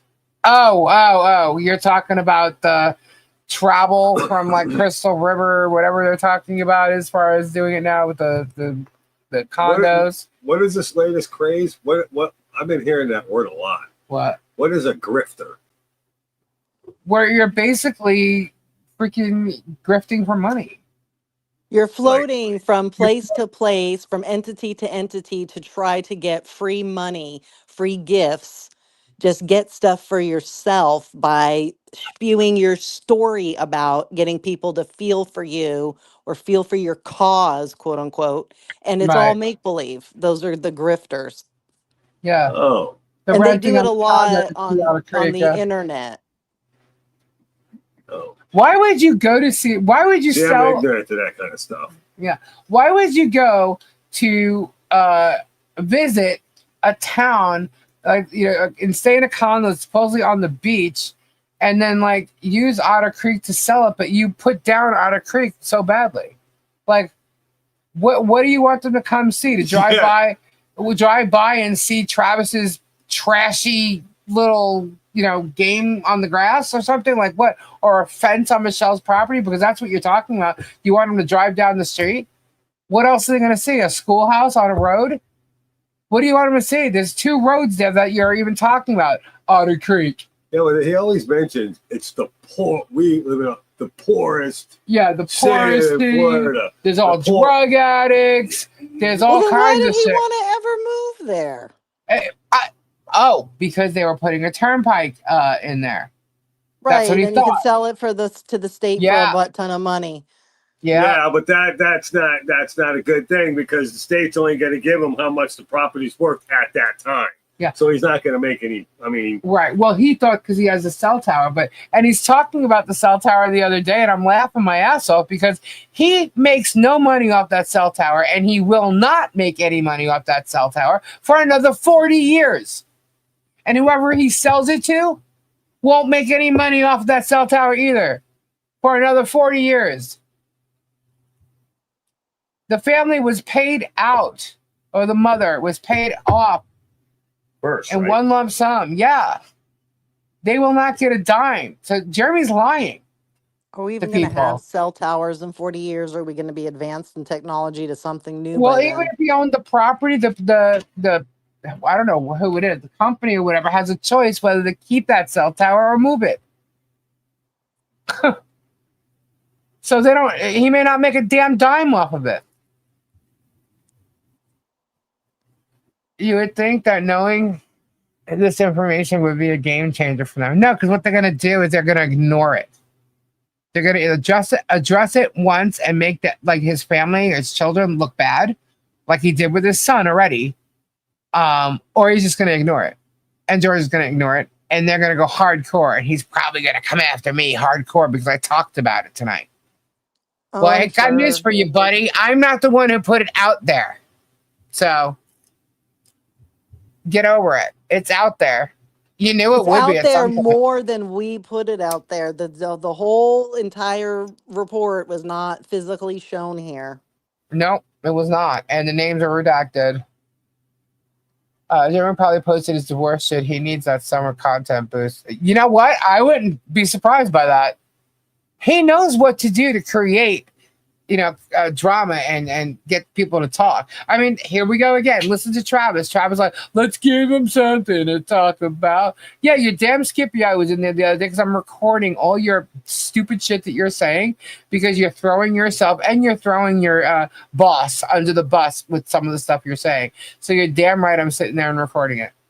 Now, I wasn't live as he was. I recorded it after it had already started. So I was like, behind if in fact he was still live when I was recording it, but it was like an hour or so. He had 2 hours 2 days in a row, and then I think the next day he went live 3 times or something. I'm like, wow, he's really, I hope he's paying you well. No need to call anyone vile names that support this channel. Be careful or Miyagi will make another video about your desperate comments. Okay. I don't think anybody should be worrying about any of that. It's too obvious what they're doing. He's commenting on people's videos. He's desperate. Well, yeah, he was in Super Dave's the other day. And then he went and commented on Thomas Collins. And he's trying to scare people he's threatening them with the suit. He's, the lawsuit. He's threatening to put something out there about, Thomas in high school. No. You're lying. That story you're trying to put out there about Thomas is a freaking lie. It's an absolute lie. How would you even know a storyline like that when no one else knows that storyline that lives in that town? You're a freaking fool. He's trying to make shit up as he goes. And I hope to God Thomas sues his ass. He's trying on Super Dave and Thomas to get a reaction and get content. You're right. You're absolutely right. And I'm so glad that Super Dave basically told him to F off. As a matter of fact, I think he did tell him to F off. Super Town should be in some creepy horror clown movie. Yeah, well, he doesn't own that business. And whatever Travis does, threatening Michelle and John from across the street, harassing them from across the street, you want to piss and moan because they're playing their music?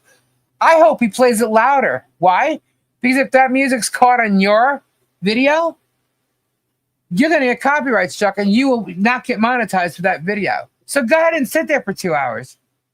Sit there as long as you want. And I hope John plays that music louder. I mean, he's allowed to play music while he's working on his property. And if you don't like it, then that's your problem. The child's allowed to run around screaming her head off if she wants to. Playing, of course. Yeah, he definitely told Joe to fuck off. Like, yeah, he did. I was so proud of him for doing that because you know what? He shouldn't let any of these people get to him at all. He probably calls a big ruckus a town hall meeting. Oh yeah, apparently he's going to be down there. We'll see. We'll see. He might be surprised. Dinner time. Huh? It's He's dinner losing. time for the So maybe he bunnies. should sue. Who's Travis going to sue? Why does anybody have to constantly be suing anybody else in this fucking group of Who's he going to morons? sue and for what reason? Stop First it. off, Travis doesn't even own that property. Anything Travis does there, if Travis harasses Michelle and John or Harley Grace, guess who's responsible? Jeremy. Jeremy's responsible for everything that goes on that property. As a matter of fact, it's Jeremy and Hang Your Hat Homes. If someone things has a have already camera happened. on your house, put a camera up on your own house, right back at them. We'll Right. be all, that's all. But it's a bad thing that Michelle's got cameras showing her property line and catches Jerem filming. It's a bad thing. That's a bad thing, Well- but he's allowed to have cameras pointing directly on their property. That's what I did with my neighbor. They put a camera, I put one right back. Right. And now you're going to call the cops because you don't like it? Well, I Oh, don't well. like yours. And it's the same thing. Mine's actually pointed at where my vehicle parks. Right. So You know- I'm you know actually what you do? allowed. You protect your property line. That's what it's for. Security for your property line. On their house or at their property, one camera faces down one side of the fence line, another camera faces down another side of the fence line. But And- Jeremy's cameras that are on Travis, the tube cam thing, those cameras, you could see them. Go back and watch Travis from the other day. You'll see the one right behind him that's underneath the basketball net. It looks like it has something wrapped around it. That's a camera. It is facing directly across to Michelle's property. Then there's another one by the other tree that's higher up. You know that one with the round ball on it? Yeah. Yeah. That's a 360 camera. I wonder what the fruitcake lady will say about this. Fruitcake lady. Yeah, you remember the fruitcake lady? You don't remember her? Does anybody else remember the fruitcake lady? Oh, remember the old lady that people used to call up to get advice, and she'd be like, "Oh, that son of a bitch, you gotta got." I didn't know that was her name. Is that what they call I think her? it's the fruitcake lady. Yeah, the fruitcake lady. Fruitcake lady. Yeah. Gabe's had too much fruitcake. I hear you, Peculiar. Trust me, I'm the one that has to watch this shit. I have to watch it. Oh no! And I do not want to anymore. I got everything I need. Sticky. All it is repetitive shit now. Ah. Repetitive. Yeah, it's the same old stuff. They keep talking about things that happen. Really good. They're reading conversations that Michelle put out 2023, and they're trying to Glad go you're back to when announcing she was this. in Northport. Now, Well, today, they were talking about the adoption and the signature. It's like, oh my God, get over it. We actually had the attorney on here with us. The adoption attorney was on our channel. We interviewed her. Okay? It's done. Get over it. You're not going to get the child back.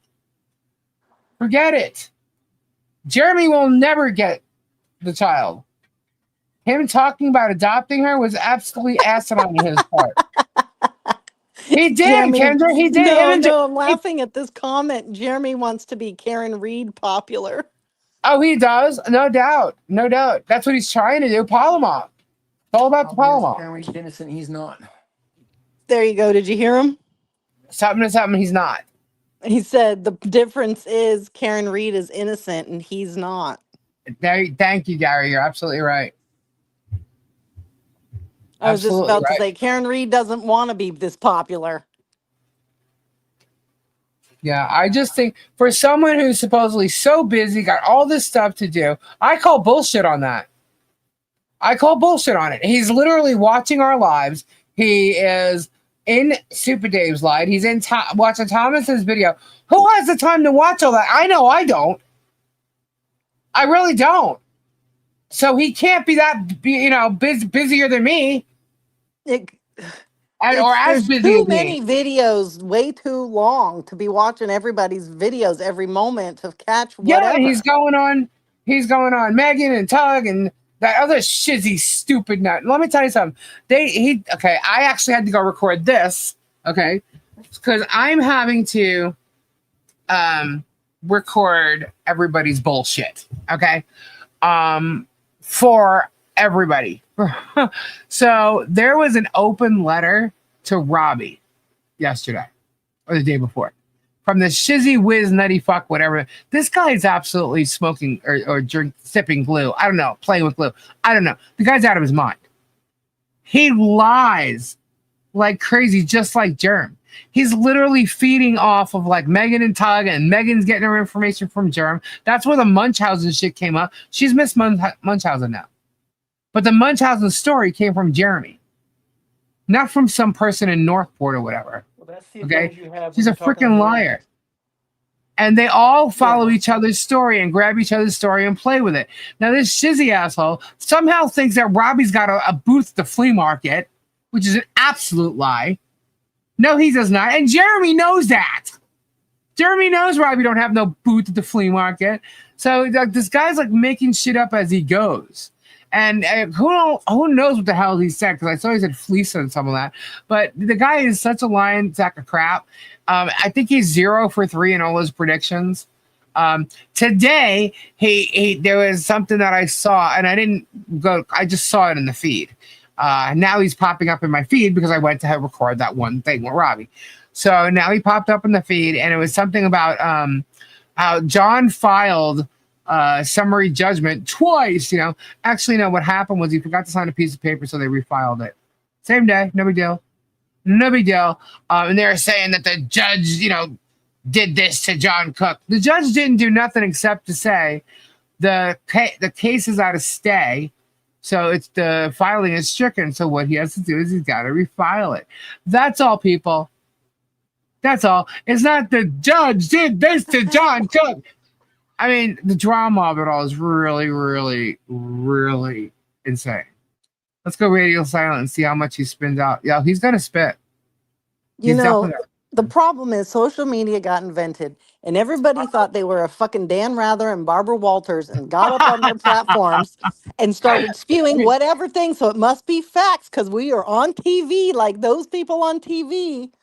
Right. It's not just that. You got the advantage. If you say something first on the internet, everybody's going to believe you because you said it first. And then you have to fight your way back because everybody's going to automatically be the first thing they heard. So that's where he gets all his followers from because he says the lies first. And then everybody's like, oh, wow, holy shit. Man, look at all this stuff he said. Oh, and so they believe it because that's what's going on in the world today, if you didn't notice. But and half of these people turn out to be, what's his name from the Today Show? Matt, whatever. Matt Lauer. Well, I don't know. Speaking of John's filing, so it does have to be refiled, right? And it was his motion for summary judgment. Okay. Now, here's the thing, guys. The only thing that's in there that they're actually complaining about John, it's not about the sign. They never say he wrote the sign or nothing. They're talking about the comment that John made in regards to, you want me to show you the picture of your girlfriend's got, my thing in her mouth, whatever. That comment, that is not defamation. That's not what defamation is. And let's just say it was. It wouldn't even be against Jeremy. It would have been against George. You know what I'm saying? So that's the only thing that they can even speak about. There's nothing with the signs. There's no tortious interference. You want to know how there's no tortious interference? I'm going to tell you how there's no tortious interference. Because if you look at the post I posted yesterday, in his file, his motion for summary judgment, there was an Exhibit C. And in the Exhibit C, or actually what Exhibit C is an email. And it is from a main dude at Whatnot. And it's an email between Bruce and him. And they're going to speak soon. However, this is what it says. It's Bruce. I look forward to speaking soon, but just as a preview, based on my review, I have thus far determined the following. Whatnot has conducted a search for a specific contract between Whatnot Inc. and Jeremy Hales to be determined on call, which means they're going to talk about it. Whatnot has identified the primary account associated with Mr. Hales' activity on Whatnot, which has had the account username What the Hells. Whatnot has not identified any accounts belonging to a John Cook or Michelle Preston with addresses in the state of Florida. Whatnot has not identified any communications from a John Cook or a Michelle Preston regarding Mr. Hales or his Whatnot account. Whatnot has identified various user reports regarding Mr. Hales' conduct using his Whatnot account and evaluated these reports under our policies and took appropriate action. Whatnot has identified at least one user report mentioning Mr. Hales is using his Whatnot account in a manner which was described as an attempt to bully Michelle Preston. Speak soon. And it's from Michael Walks from Whatnot. Isn't that interesting?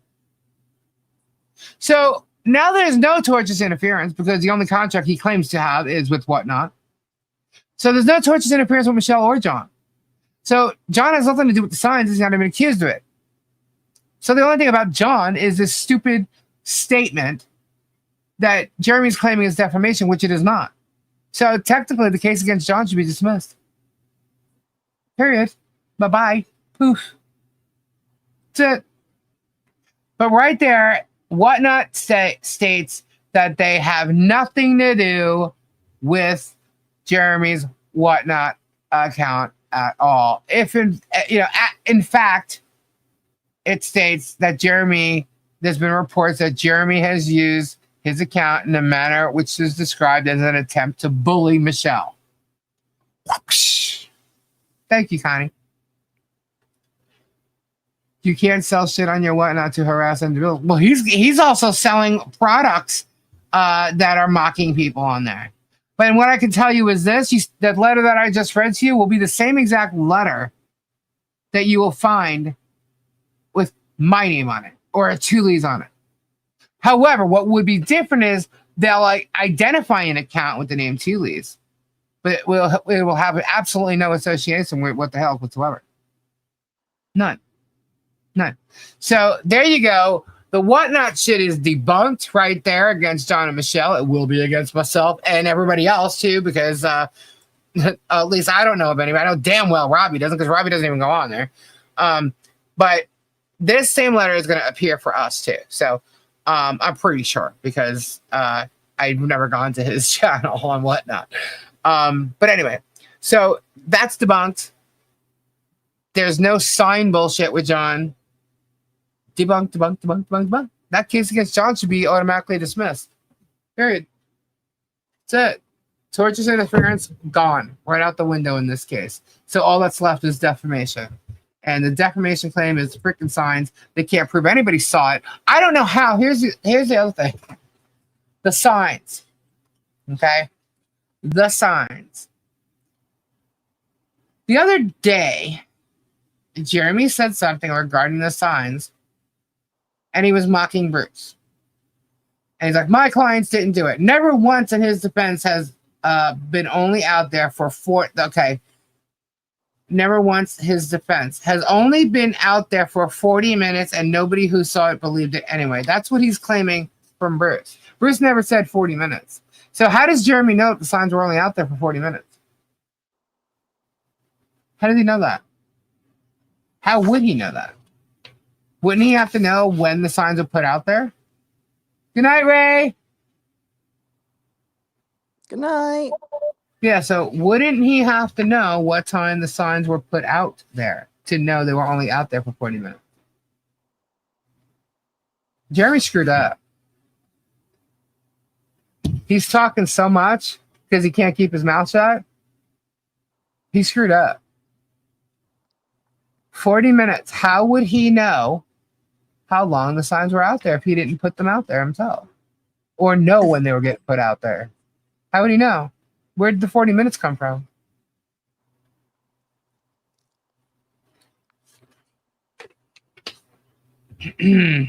Just saying. Just saying. As a matter of fact, where is John and Michelle? Are they here? They're in their house. Watch what happens. He keeps talking and he ruins his own case. Jerry mentioned twice that there is an eyewitness that saw MP and JC putting the signs up. I call BS too.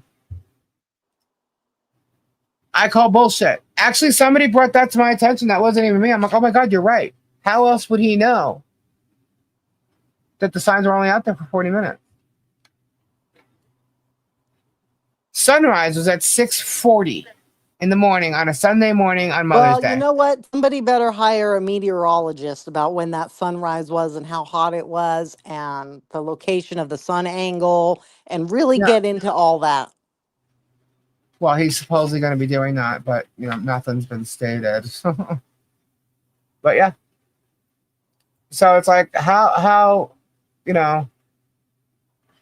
he know that? How did he know that? And with the lies that his buddies are telling, I mean, when their affidavits are already lying, they don't even need to be deposed because they lied between their affidavits and their own videos. So I'm saying all the evidence is in all their videos because they don't know how to keep their mouths shut.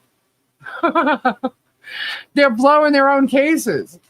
You know, Why is there so is much shit on this table? is there anything that has to be done with this new files? What do you mean, Becky? The new files. What do you mean?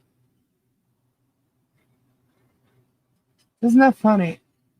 Ugh, what even The is that? eyewitness and it's a paid witness, right, Harper? Because here's the funny thing: he talked about them being under a street light, right, and seeing them. They only just put street lights in there about 6 months ago. The court Good file. night, Carol. Good night, Carol. Um, yeah, that's exactly what they're doing. Trying to invent new content out of old content. He messed up. Whoop, this is so good for him. Yeah, it doesn't make sense to me.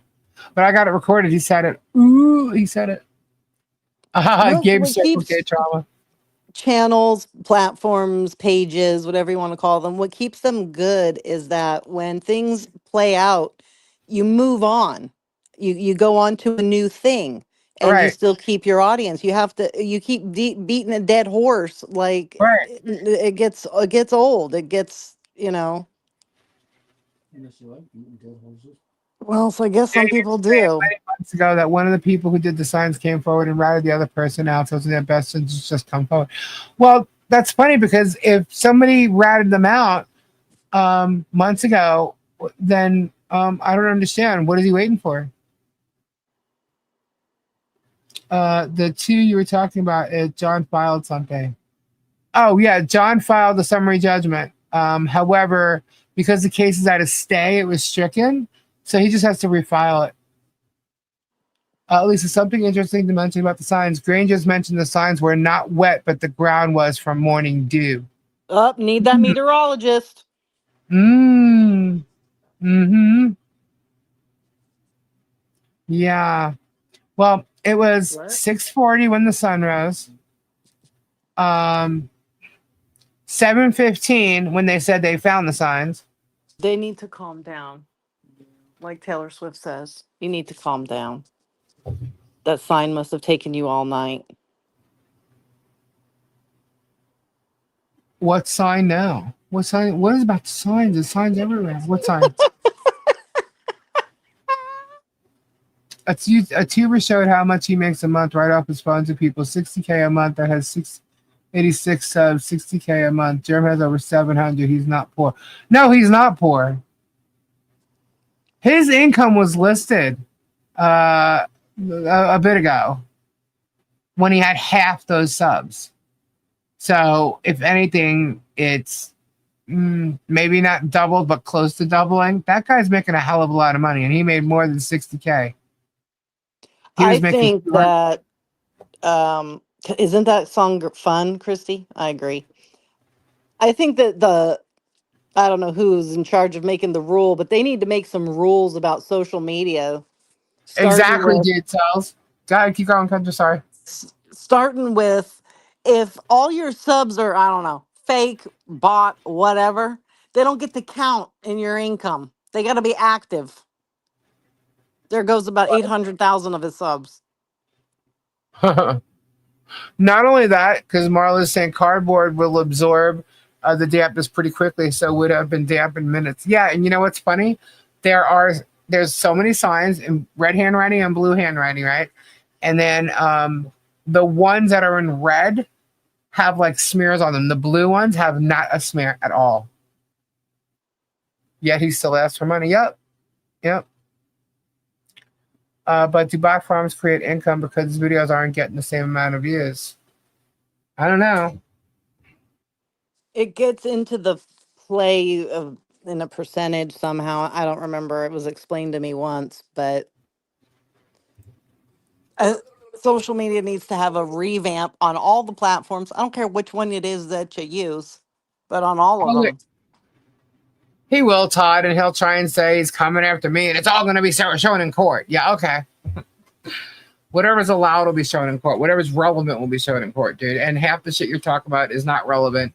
Half the shit you are not entitled to see or know. It's privileged. So you go right ahead and try. to help with all your stuff you're doing for everyone. Oh, Becky, thank you so much. Thank you very much. But yeah, could Travis have done the signs? Anybody could. Shit.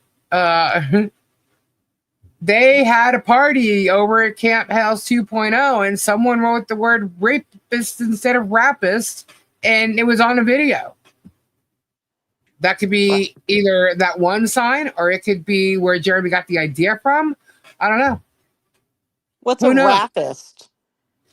A rapist. They were like he was rapping. That would be a rapper. Right, I know. But he meant to I mean, write so we're rapper. starting with the stupid of it already. Like, I mean, come on, folks. We gotta go back Does to English anybody remember that 101. video? What I'm talking about? Does Swear to anybody God. remember the video where they were at Camp Hales and somebody wrote on a sign rapist instead of or rapist instead of rapist? Does anybody remember that video? If you do, shout me an email and tell me you remember the video. If you remember seeing it. Gabe starting off earlier with his unfortunate Circle K bathroom incident. Oh no, what happened to Circle K?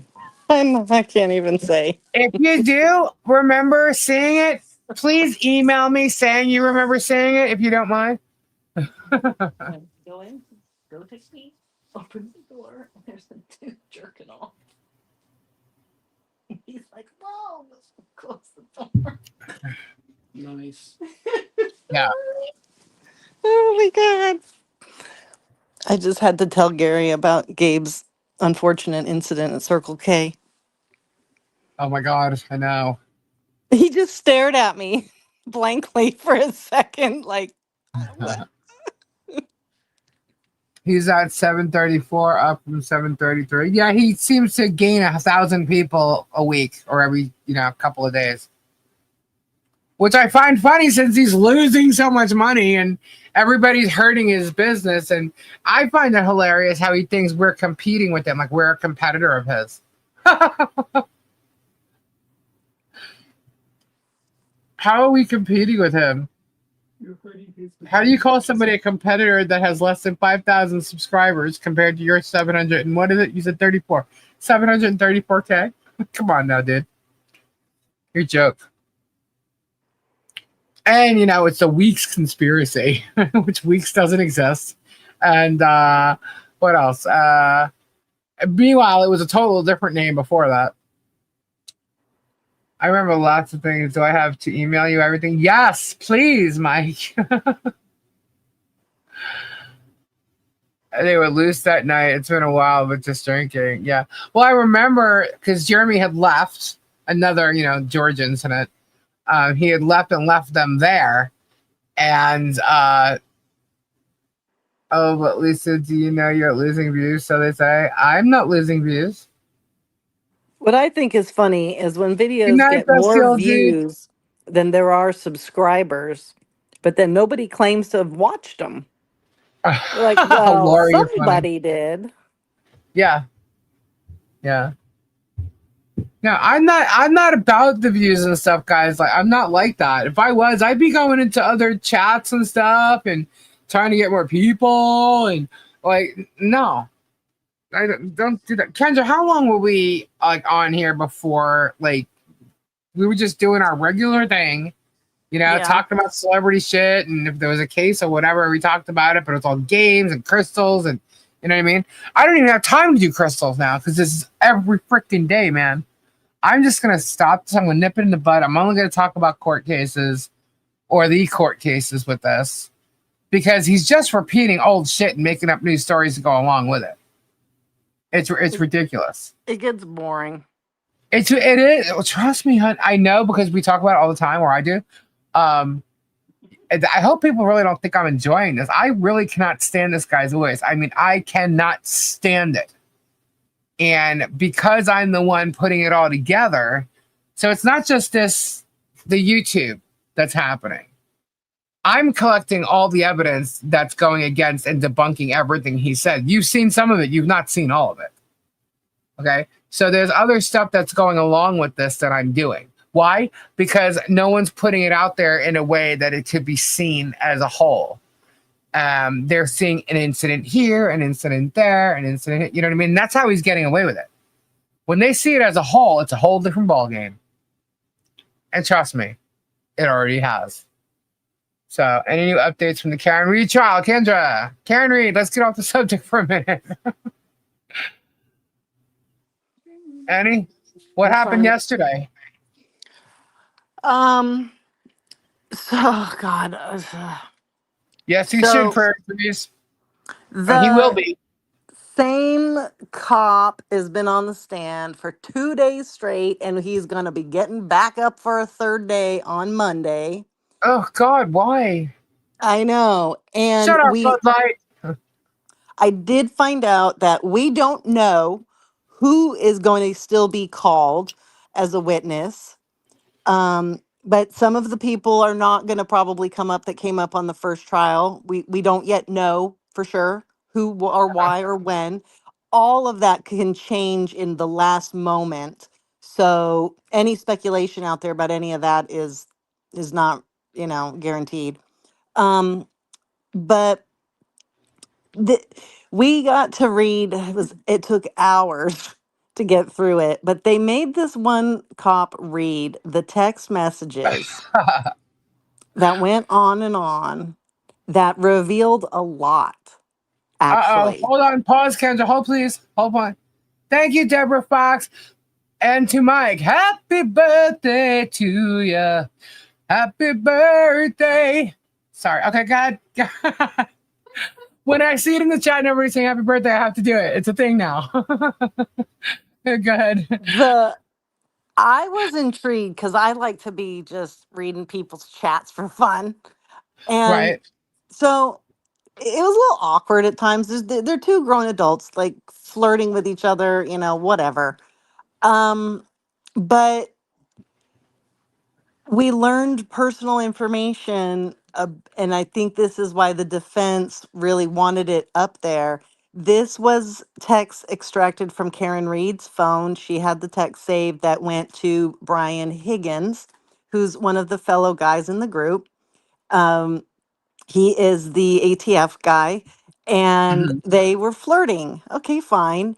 And he kept pushing, like, why are you, having these convos with me? Why are you doing this? And she's essentially saying, hey, I'm a single person. I'm a non-married person. I have no kids. I have my own house. I'm allowed to be doing this because Right. her and John were at this point of, you know, separating essentially. We learned that even when they were tighter together and she would be at the house, they never shared a bedroom. Oh, She would sleep in a different area. She doesn't like the snuggy snuggles so much. She thinks that you don't have to share a bedroom with a person. And she was just really uncomfortable there at that house with the kids and stuff too. So you it's learned a also lot of little. respectable from the. It's also respectable to the children if they're not your own, or you know what I mean. Right. So, And so now her and John had a past 20 years ago. They had a little bit of time they were together. And then fast forward 20 years, they got back together. right. So, and in that time, neither had married or had kids. But then as soon as they did, is when his sister passed. And he got these kids. And she revealed he took the kids out of the love for his sister and that he felt he had to do it. Not that he wanted to so badly in that way, if that makes sense. And Right. she says he has even admitted he bit off more than he could chew was her phrasing. Right. So that's why she was often getting stuck with these kids. He wasn't being the best parent, let's say. Um, he had also a drinking problem significantly, which we can view on the videos. They all do. But in her flirting, she was also trying to say, hey, I'm a woman, I'm a grown ass adult, I can do what I want. She revealed that on New Year's, they'd had quite the fight because they went away with the kids.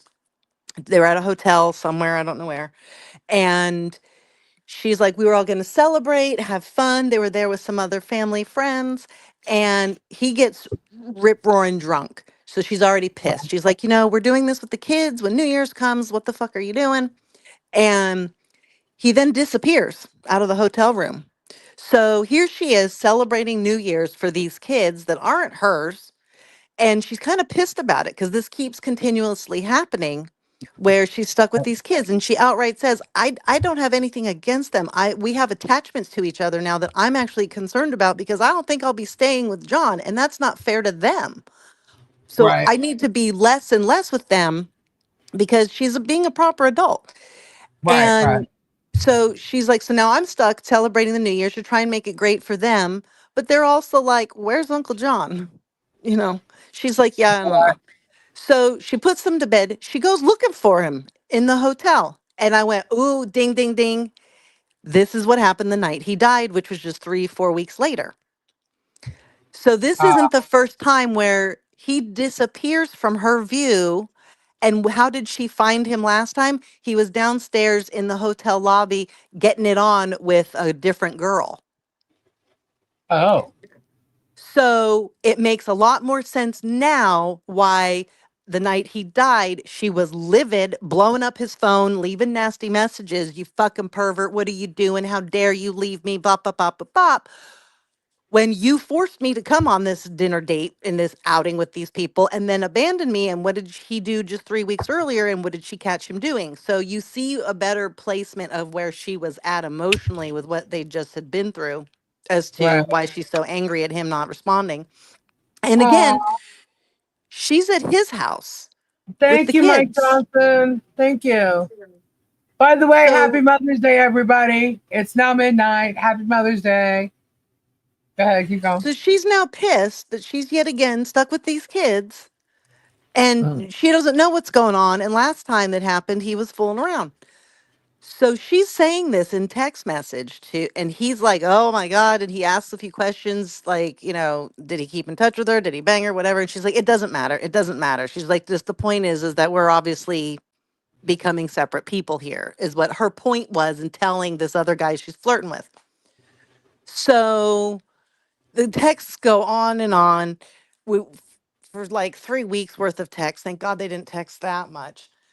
And in it, then they talk about the drinking and they're like gaslighting each other with, oh, we're going to have this alcohol. Come to my house, come to my party. They're trying to get each other over to each other's houses alone.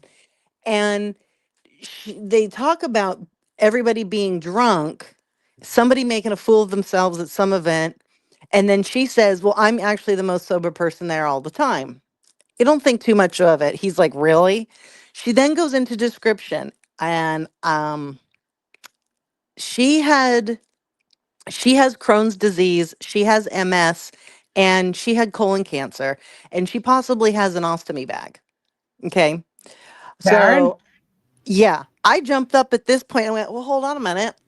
I have some knowledge in this department now. What is she talking about in regards to the alcohol? And what she's Right. saying was 100% true. When you have these issues, alcohol affects you very differently. And Becky, thank you. she Becky did said have, happy Mother's Day, Kendra and Lisa. thank you. She did say she had colon cancer, and that's been resolved, but she has these other lifetime things going on.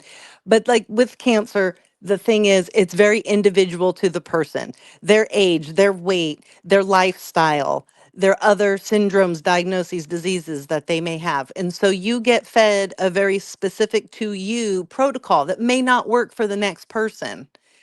And it's hard when you're an outsider and you go, oh, you have stomach cancer, you have bone cancer. Oh, here's what my sister did, my neighbor did, do that. Like it doesn't work that way. And so she has these specific things. And I'm like, yeah, so alcohol will go into her and the body processes it differently.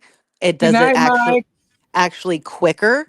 So she'd be Right. shown to be drunk faster or acting like it, but it's going through her body much faster because the colon absorbs all the water in your body and in all the foods that you are ingesting. And so when you don't have a colon that's working properly or you don't have one at all, the water cannot be removed from those things. So that's why you Right. get, diarrhea, let's say. Right. Right. When you have your hard poopies, that's because your colon's working right. So the Because you're absorption the absorption rate for her is different than the average other woman her same age, height, weight standing next to her that has no diseases. The right. MS also plays into that. And still has Crohn's on top of it. So I'm like, holy crap! You can get doctor in you. You can get so much about her medical putting it on there if they want to start rallying about her drunkenness or not. But you it's been proven to me. I've been talked to about this. I've been around this, and it's a real fucking thing. Right. So her frantic behavior where people are saying she's just a drunk fool, bop, bop, bop, she's not going to be actually drunk. That was just her psychological state in a traumatic moment, you Right. know? And so that coming out, now the defense can speak to it because now it naturally came out in this text reading. So there was a lot of moments like this of interesting tidbits that were coming out. Turns out there was another time John went off with another woman. So Gosh. sh- so now you're like you can kind of get a better stance of where she's coming from and her behaviors. But now let's be fair. Let's flip it. Why was she flirting with this guy? To get back at John for going off on her these two recent times? She wanted to do what's fair is fair. You fuck that one, I'll fuck this one. Now that's where we know the spin is going to happen. But people all around them have already revealed they were near the end. It was obvious they were, you know, uh, Right. not in the highest of highs of love there. Right. So we know how that spin's gonna go or could go, but to the point of killing him, no, Yeah. I not definitely don't think that. because she made Yeah. it clear in those texts, I can leave whenever I want. I have my own 5-bedroom house. And he's talking to her about these bedrooms. So, like, a lot of this was like, oh my God. He's like, why do you need so damn many? And she's like, I don't know. The house was a colonial. I like this and that of architecture. It got all kind of boring like that. And then she's like, I honestly don't even go into most of the rooms, but other than to dust and run a vacuum. Right. And she was thinking about moving. She wanted to move to some other town for some other reason. She didn't need a house this big, yada, yada. So you get a lot of other information about how, like, she didn't need to be with him. Like, Right. so, and she could depart and just walk away. No need to kill him. Right. So this other part of defense of saying, well, she wanted to kill him for fucking this hoe bag in the lobby or whatever. You're like, no, no, no, no, no. So, and then the facial expressions that this guy would make and the way he would dance around answering questions, I mean, it becomes more and more obvious that I believe that in the house that night when the shit went down, not everybody got informed. Eventually, over the days, everybody did. The other cops involved in this whole situation, some of them immediately got informed. And over time, the rest of them did. And over time, to this day, I think some of them still don't even know. They just know that shenanigans took place and they ain't having any fucking part of saying they're suspicious about it. They just are standing with their dumb answers. Right. So I think that to some extent, that's been going on. We got into it about finding the pieces in the snow and kind of that came back up again. But then the judge was like, okay, we're done for the day. So we know where we're going to be restarting on Monday. But something else kind of came up that was a little bit interesting too. What? Um, and that the timelines for the prosecution is kind of starting to fall apart where there's very small amounts of time when we're talking at like at 12:36 at 12:42. So you're telling me that you did this to that. They're really parsing down the times to the minute, showing that things just couldn't have possibly been done that far in that amount of time. They're also Right. saying, why was her car, when it was towed from her parents' house, why did you pass 2 police stations to bring it to this very specific police station very far away in the middle of this big old fucking storm? You had 2 earlier arrivals you could have done. If time is of the essence, why did we have this tow truck driver in the snow driving this blizzard, wasting another hour and a half because you could only go so fast? Why did that happen? Like things like that. And the answers, I don't know. Everybody says Oh, it was just the protocol. It was just who somebody directed. Well, who directed? They don't know. They're all starting to say that. huh. And I'm kind of, and so I'm going, yeah, okay, this is interesting too. So then they showed some video footage of them at the bar. And you see rough housing, play, stance, fighting, whatever with some of the guys. And you go, okay, so they're just messing around, whatever. And then I go, holy shit, wait a minute. Wait a goddamn minute.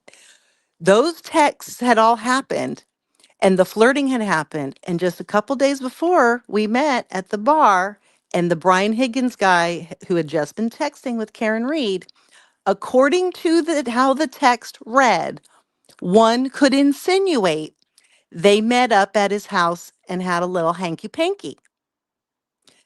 From how it reads, because then there's like no texting. And then the next day he texts back with something like, so what did you think? And she's like, I didn't think anything. So, and then he's like, oh, wow, okay. And then she's like, well, what do you mean? What are you talking about? What am I supposed to think? Like, it got weird. So, obviously, something happened. We don't know what. And it doesn't sound very good. And she stops talking to him. And then the very last thing she does is text him, John died. So, then that's where it suddenly like ends. So you're going, okay, so they hooked up possibly 3 or 4 days earlier. They're now at the bar. He texts her at the bar, like, hello, you're not even going to say hello to me after what we just did. And she's ignoring it. She's not looking at her phone. She's not answering him. He's 5 feet behind her at this packed bar. So you're like, okay, now if you listen to the 6 hours of text reading we did, you can see where this dude, he admitted he liked her from the moment he first saw her. He thought that she was hot, witty, sarcastic, funny, great bod. He says these things. She questions him. He says, I liked you from the jump. Multiple times over and over, multiple compliments. And now they had this 3 week long conversation. I swear to God, the guy fell in love with her. And then there was some hanky panky. So you can uh, see where he's liking her, and she's giving him the green light, like, don't worry, John's not going to have a problem with this, whatever, whatever. And so I think he's trying to feel out his space around it. I wouldn't be surprised if John O'Keefe walked in that door when Brian Higgins was there, and due to he was very mad at some of the things that were said by Karen about John and how John had treated her. I right. think he had aggression and upset, and I think he's the one who started in on John and started the fight. And that other kid was there who also had hatred to John because he's after him for his drugs.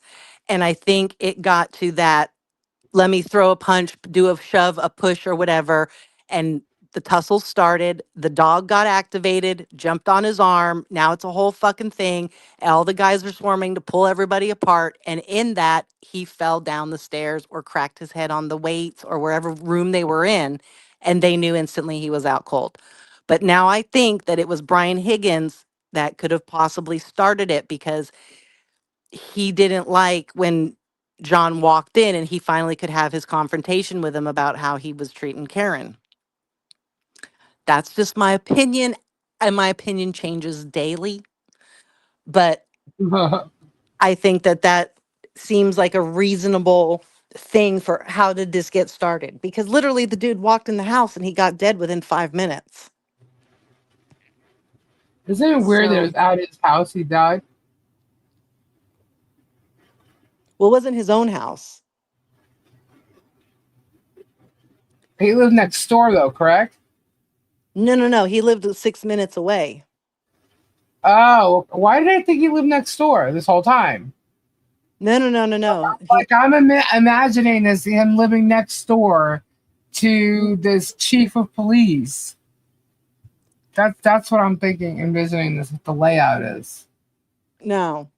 Okay, that's So why Kendra's here, man. She knows all the shit. he lived on One Meadows Drive. They lived at 34 Fairview. It's about a 6-minute drive. And he was found On outside. the front lawn outside front yard of Brian Albert's family home, who's the head. He was the head guy, powerful family in Canton. Right. And it's actually a small front yard. Some pictures seem to make it look big, but we got as jurors our visitation there on foot to go visit it and to see it in real life, and the pictures were taken. It is much smaller. There is a border where there's some trees and bushes to the next neighbor's yard. There's a Mhm. flagpole and there's a fire hydrant, and there's the sidewalk. And then and that's right where the body was found, on that edge of the lawn, right there by the flagpole and the fire hydrant, just right there in the fucking front lawn. Like there's nothing that could hide it. There was no bushes around it. There wasn't like rock landscape where you could. It was all dead lawn. It was January in Boston. Right. So, and then we had our meteorologist tell us exactly that there was a dusting of snow. So, how all the people got out to their cars and had to physically drive by that spot and didn't see him meant he wasn't there to be seen. So, he couldn't have been hit by her car because her car was already gone. Because Wow. otherwise, he put his invisible cloak back on. Come on. Come on. They must have known that those two were fighting. Like, why did they try and automatically blame her? They didn't. That's my other part of it. They were going to blame it on the plow driver. They were going to say that it was a plow accident, which isn't terribly common, but it's kind of known to happen. It happens.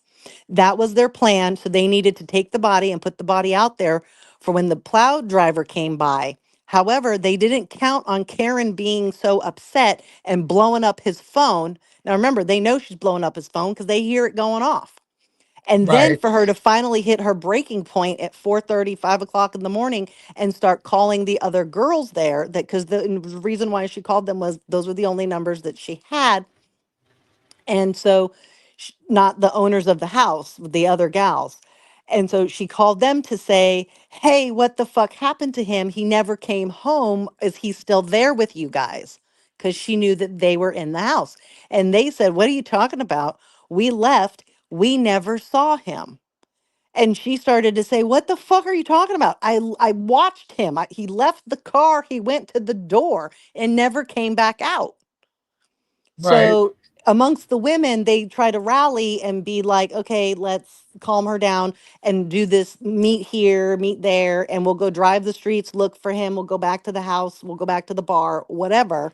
And when they got to this house, they saw him on the lawn.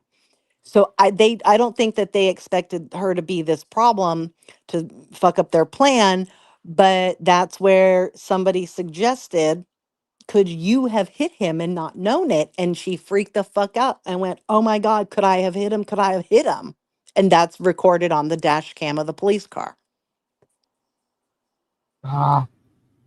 So, and then they realized, hey, this is starting to go, this is helpful. And, the idea that, oh, somebody could have hit him because she put that out there now.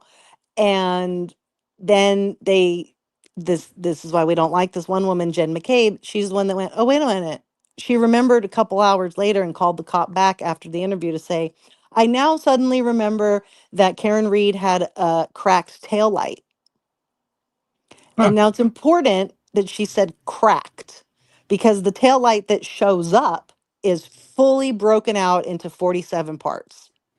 Now, if you had 47 parts broken out of your tail light left wherever, and you would have an open hole.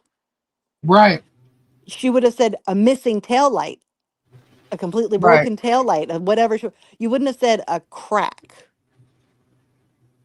So And then it was a couple hours later, she remembered, or the next day. I would have to look back at my notes to remember exactly. But it was another good amount of time. She calls the cop back again and says, "Oh, wait, now I remember her saying, I hit him, I hit him, I hit him." What And about the sneaker? the sneaker, he had a sneaker on that made it all the way to the hospital. They bagged it and put it in evidence. The other sneaker was left behind on the front lawn. That was not found immediately. It took them 2 days to find the sneaker because of the snow. But Oh, yet they had the people walk in the line looking for all the evidence. So they believe the sneaker was put there after the fact. ah. And the And same with his hat. body healthy stop 1223. His hat was the other piece of evidence that was not been able to be found on the first couple searches and then finally was able to be found. So it's like, how could you all have missed shoes and hats, but you found tiny particles of the plastic? Right. So, like, This is such literally a bullshit case. everything is suspicious. And now, I mean, I never really thought about it before, but most of these cases that end up getting this national notoriety have all the instances where the police department fucked up the investigation. Hence why somebody is defensively trying so hard to save their life because they are innocent. Because the investigation is done wrong all over the place with protocols, lack of protocols, people just doing whatever. They put a green filter over the camera footage from John O'Keefe's house of when she pulled out of the garage. And you're like, why is the inside of her car green? Why is it lit up green? That's not a thing. They're like, oh, yeah, because they Right. put a green filter over it because green is the opposite on the color wheel from red. So that when her car turned around, see, that we can fuck with the taillight colors. Hmm. Like all this stuff has been put out there. So you're like, why the fuck has this case been able to get as far as it's gotten? But then you go, Right. okay, here's the best part of the information I got deep diving on today. So I mentioned earlier that the brother of John Paul, who's a dickwad and a half. I mean, honestly, I'm scared for these people. I would one could assume, I assume, by the look of "I want to kill you" coming out of his eyeballs at Karen, that she could potentially have an incident, an unaliving. Like, he looks like he wants to do that to her. So much so that he got moved to the back and wasn't allowed to sit there anymore, even when they tried to put a lawyer in between to block. Hmm. That the jury was the ones who went to the judge and said, "We can no longer do this. We feel so uncomfortable at how he is staring at her." It was the jury that spoke up basically to protect her and pointed it out to the judge. And so the judge had to do something about it. Now, that's kind of good news that the jury was seeing this shit going on. That's Because creepy, man. if they're not on her side, why are they trying to help defend her? But this is just my opinion from my observations. Wow. This is such a crazy case, man. I Yeah. can't believe it's gone on. Like, why are they? Why? Just like give it up already. You know what I mean? She's not gonna. They. Why are they even retrying it? If they know that they're at fault and they're gonna hide the damn thing. I mean, they're not gonna get her on it. They need to give up. But also, what needs to happen is they need to be caught. You know what I mean? And someone needs to go down for this. But it's not gonna be her. Right. We hope it's not her because it's not supposed to be her. It was Paul O'Keefe was the brother that was doing the dirty looks and muttering under his breath comments that the jury picked up on. Um, and Aunt Bev, as we call the stupid judge, she's related in this as well. They all fucking are. It's disgusting. So, Don't be Okay, friends with so a when bunch of it's a people. hung jury or a not guilty verdict, what are they going to do now? You know, what are they going to do after that? Nothing. What can they do? I don't know if you're allowed to be tried for a third time. I in that state, I don't know those how that can go. Um, but the That would be Commonwealth triple has to be jeopardy. the ones to do it. It has to be the Commonwealth. So I'm not How would that sure. even work? I mean, because she was tried in a grand jury, then a hung jury. So she would have to have been found innocent or guilty for it to be considered double jeopardy, right? Or she would have had them been guilty They have and to come then back and say she's not guilty, and then she can never be tried again. The family can come after her, just like in the OJ case, on a civil with a case civil about a it. civil case. Yeah, Right, that can happen, but she can't be tried for the murder again. That would be the double jeopardy. That can't happen. If it's a hung jury again, I don't know what they're gonna do. they'd be freaking foolish to do that again. Again, I mean, come on. I mean, as it stands, if this gets mis dismissed or another hung jury, uh, I think they'll probably go after her civilly, but I still don't think that they'd win. Right, I don't know. And what are they gonna get? She has nothing. Right, She didn't have oodles of millions of dollars like OJ, nor the potential like OJ to go back out there and make more.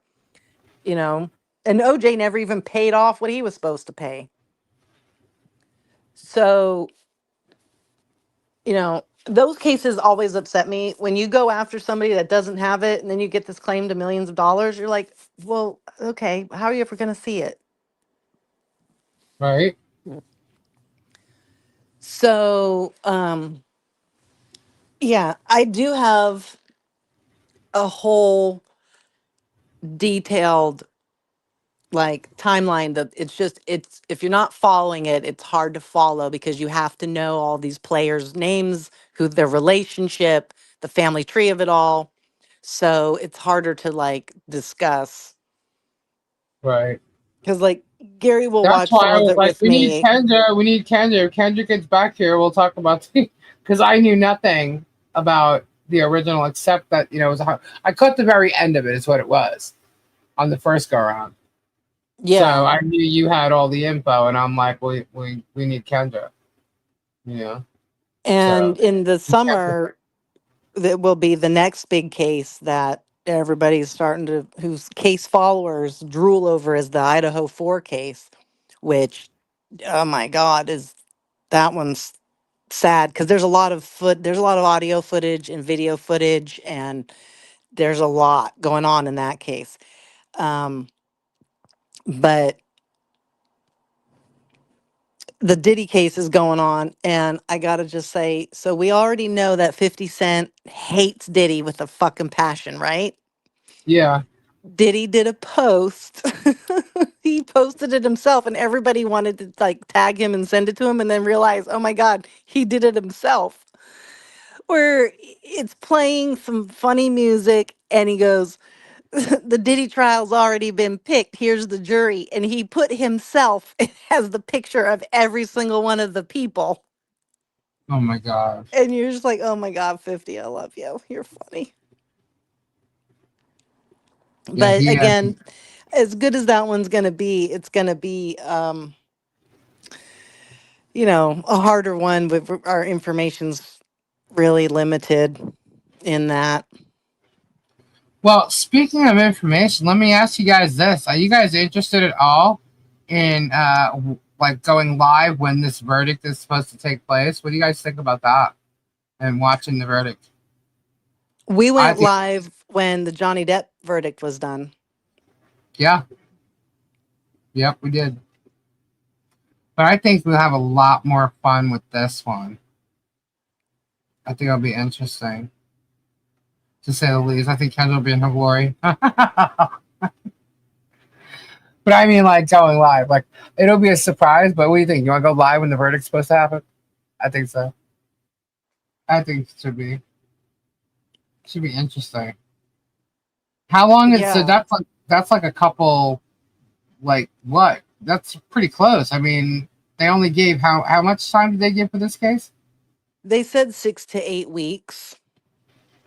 But they're We are moving a on lot quicker, right? we're on day, yeah. But last time there was more half days, days off. This time we're going a lot more. There's been less of that. We've like last week was a full week every day. The first trial there was constant breaks, constant days off, constant half days. Right. So we've been moving through it quicker this time. But I don't know. We're stuck on this asshole for 3 days now. So we're getting stuck on some of them, and it's people are starting to question and ask lawyers like, is he a hostile witness yet because of how they're speaking and stuff. But with anti-Bev, there's never going to be a hostile witness from the Commonwealth side. Come on. And then just tonight, Auntie Bev is at a party celebration somewhere at a restaurant or bar. She's dancing and singing and drinking because Hmm. someone showed it, and she's allowed to. But it was just like, well, if y'all want to know why she's late to court on Monday morning, this is going to be your reason why. So like everybody in this case is being tracked, followed, stalked, harassed, whatever. Hmm. It's crazy, man, what people will do in these cases. Like this is. I can't wait to.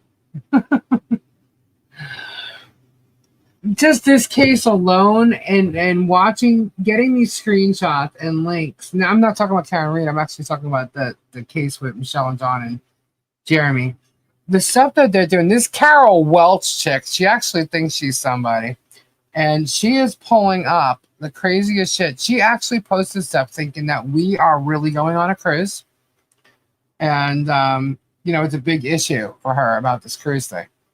So maybe we should show. So, if she really thinks we're going. She thinks that whole thing is real.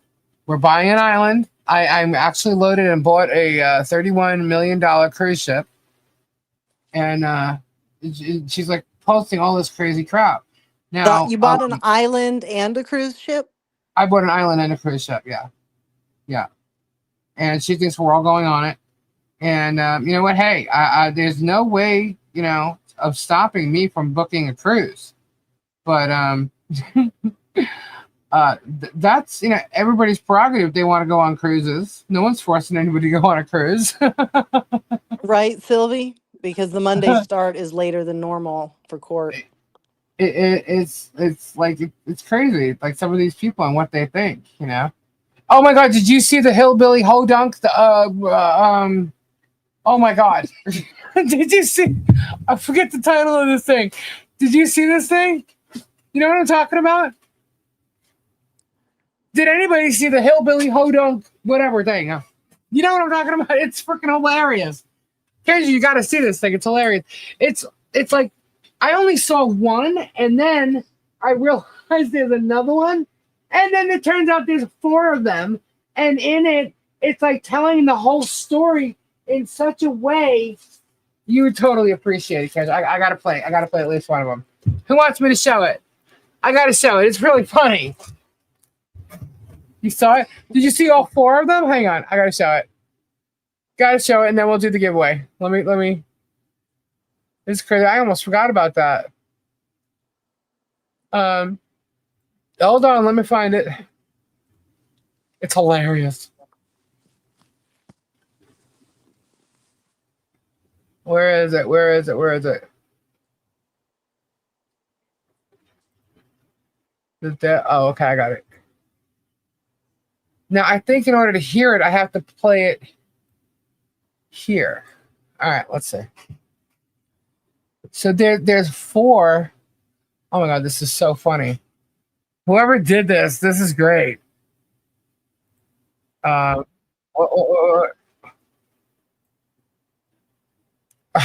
this is freaking great. All right, we're gonna do that. Is it showing? All right, let me make this full screen. All right, y'all ready for this? It's a whole ass channel now. Yeah, this is funny. You got to see this. Wait, now I got to find the dang window. Where'd it go? No, that's not it. There it is. Okay, here we go. Watch this, guys. There once lived a man named the Whale, who never felt adequate unless he told a tale. Tired of feeling small, he started picking fights with his neighbors in hopes to entertain others. Strangely, every time he picked a fight, a certain kind of person took notice. The Ho-Dunk Hillbillies.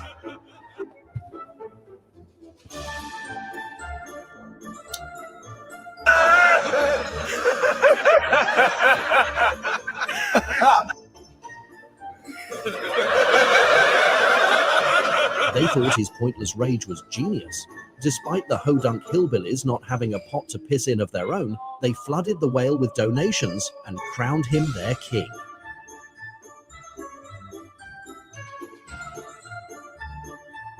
Master Hale, I am at your service. You seek to challenge me off my YouTube page now. Shush! Hurry up. Be gone, non-supporter. Be gone. As the Whale received more and more donations, that was funny. his confidence grew larger and larger.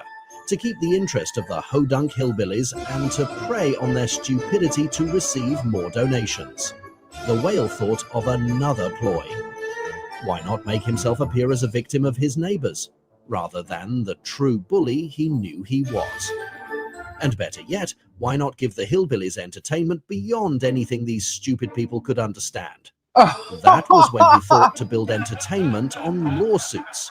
After all, the Ho-Dunk Hillbillies could never really understand the truth behind the scenes. So one by one, the Whale began his legal scheme, serving the very victims he bullied with meritless lawsuits, then reported to the Ho-Dunk Hillbillies how he was winning. Clearly, to those who know the law, this was an obvious lie. And sadly, the Ho-Dunk Hillbillies, despite them not having a pot to piss in themselves, began to throw donations onto the Whale like water in a rapid river. What the Ho-Dunk Hillbillies did not understand what the Whale was making, close to $1 million, 0 cents, a year. And if he truly was winning, he would know attorney fees would be paid back to him and more. But these uneducated, simple-minded people could never understand this. So the Whale continued his tirade of begging, knowing these people did not have the aptitude to comprehend this. There were some smart people who saw what the Whale was doing. In fear he would be exposed, he began to recruit the Ho-Dunk Hillbillies to attack people they did not. And to the Ho-Dunk Hillbillies, ignorance and stupidity was their biggest strength. Howdy, folks. I declare war on anti-Hale organization. These people need to go down. Anyone who doesn't follow me needs to go down. I have had enough. To be continued. Hold on, there's more. Oh, there's Chris Cornell. Oh, this is hilarious. As time went on, the Whale started to portray himself as a Ho-Dunk, while hiding the fact he It's was like a true storyline, Yankee. man. This was the secret he would protect as time went on. Fans, we have some sighting giveaways if you keep watching. Plus, we want to update you on the latest in our legal battles. So keep your TV on. You don't want to miss our show today. To engage his Ho-Dunk fans, we would grab junk he found while looking in trash and dumpster, leading the Ho-Dunks to believe he was generously giving away collectibles. But he would soon realize that nothing engaged his Ho-Dunk fans better than exploiting life groups they held extreme prejudice for. And he It's all joined right, in I the got it. outsizing of certain types of people. Then the Whale could bond on a level with the Ho-Dunks like never before. Hell, if that ain't good TV, I don't know what is. Did you see his last YouTube? Peggy Oh my Sue gosh. told Bobby Ray some Jew lawyer is starting to give him a hard time. I already told him what to do about it. We all need to have his back. You how them Jews do. Can't believe he got a Jewish lawyer from Boston to represent him. How does a hodunk afford that? We can't keep entertaining hodunks with dolls. We are going to give them the real thing. We will make characters out of anyone who opposes us. Hodunks will love it. Our views will go up. We give the hodunk a reality where they are Who's on the toilet? superior, and the highest escalons of society are the peons. We will make millions. Oh my The God. Hodunks faithfully justified their sins by embracing Jesus for 2 hours every Sunday while sinning like the devil for the other 6 days a week. The whale learned making fun of the Jews was his best approach to connecting with the Hodunks. Why? Because the Hodunks believed it wasn't a sin to attack anyone who didn't share their belief in Jesus. After all, Pastor Billy Ray Jones told them, just accept Jesus in your heart while sinning like hell and you are saved. Now that is a religion that sat well with the Hodunk. After all, what are good deeds or living like Jesus? That required too much effort from the Hodunks. But walking up to the altar, citing one time, they accept Jesus in their hearts. Now that was easy living, which the Hodunks knew all too well.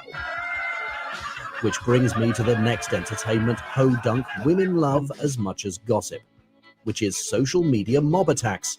And you will just have to wait to watch that video because that is a movie in itself. Stay tuned. Wait a minute. There's more. Hold on a second. There's more. I skipped one. Oh my goodness. Oh my God, that is hilarious. Hold on a second. I totally. Oh my God, this is hilarious. So there's more. I skipped one. I thought there was only 4. There's actually more right now. Hold on. There we go. We have to start on that one. The whale grabbed the attention of the Hodunks Ken, are you still early there? on when he used to Yeah. put things in random storage bins, while convincing them he was abnormally lucky. To the normal person, luck one time is believable, but to the Hodunk hillbillies, finding random rare treasures daily was something these people never questioned. Yeah, there was 4 The yesterday. whale continued to profit for years off staging himself to the most primitive and naive life group who exists in the world. As they sat together in their mobile homes, wives barefoot and pregnant, frying an egg on the stove, Hodunk families would join together to see what the whale was so lucky to find next. One day, the whale would find a Rolex watch in a pile of garbage. The next day, he found a school of rabbits. The next day, he found a lost little boy. The next day, he found a random man. This was fascinating to the Hodunks, who thought his luck was endless. Yes, I know. To most people, they might watch something like this for a week and figure out it was next to impossible to find treasures in random places at such a frequency. But to the Hodunks, well, let's just say it took them a little longer to figure this out. Hey guys, let's see if I get lucky today. Will we be lucky? Do you think we will be lucky? Think we will, King Whale. What about you fans out there? Do you think we will be lucky? What is that I found today? You better not tell anyone that I am not really finding these treasures. And definitely keep it a secret that these items are fake. My fans are not smart enough to figure I am staging everything.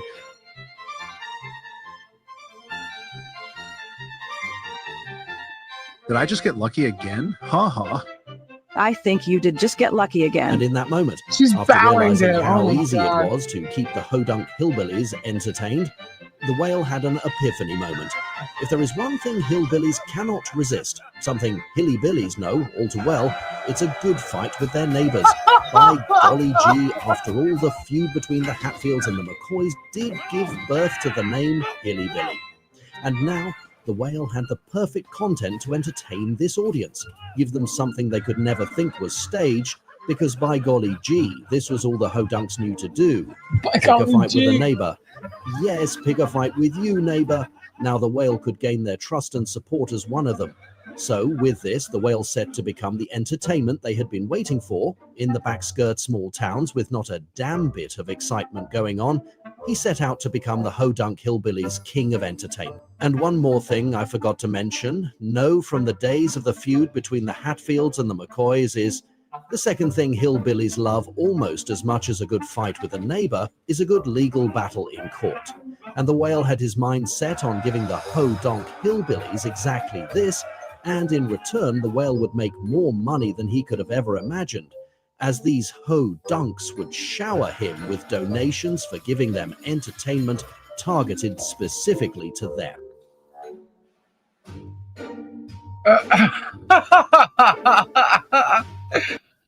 Oh my goodness. That is hilarious. Someone did this whole thing? Oh yeah. Wow. I'm like, yeah, there's We more. need to figure out a different direction for our content. There's only so many more lost treasures we can find, bad neighbors we can attack before we actually are considered illegally harassing. Babe, I already have it figured out. I studied the Hatfields and McCoys feud. Our audience is hillbillies. Hold on. They love two things: fights with neighbors and legal battles. We need to give them legal battles. Our market is hillbillies. The Hatfields and McCoys gave us everything we need to know about hillbillies. The only thing we haven't given them, and they are known to love, is legal battles. Are you sure this will work? Because you promised me things would die down to where we could start actually enjoying our lives. Babe, just watch what I pull off. I already spoke to some trusted fans who will cover for me, and I promise to get them followers. You need to trust me. The whale planned to create a defamation case to create a legal case, and he would be the victim, and of court, the Hodunk hillbillies would believe just about anything from him, as he had now created their trust. He planted signs, ran to not be seen, worked out a deal with some friends to cover for him, and in exchange, he would help them gain followers on YouTube.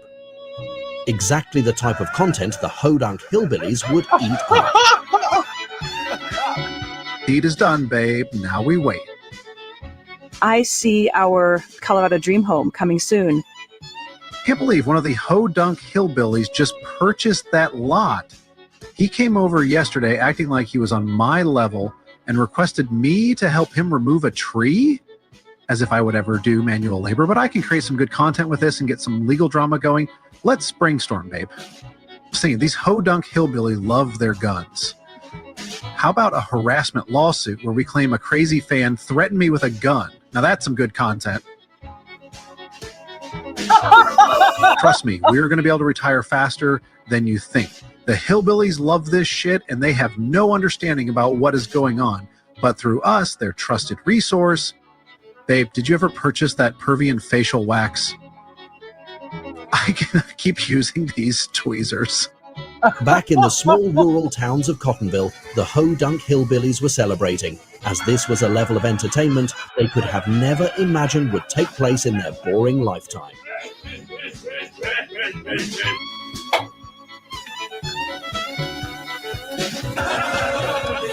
Oh my God.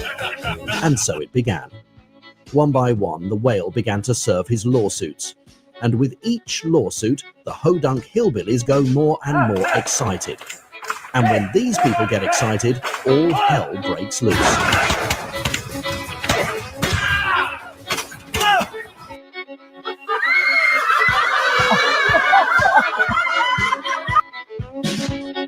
And donation after donation, the whale started to see money pour in like flood into a river.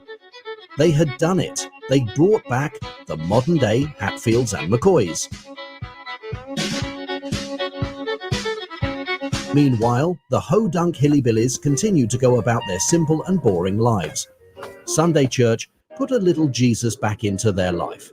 And Monday through Saturday, sin like the devil after they are only human, right?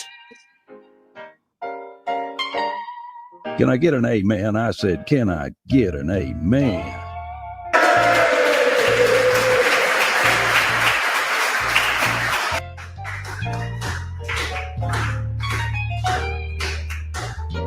And if anyone knows small-town hillbilly women, what they love anymore is gossip.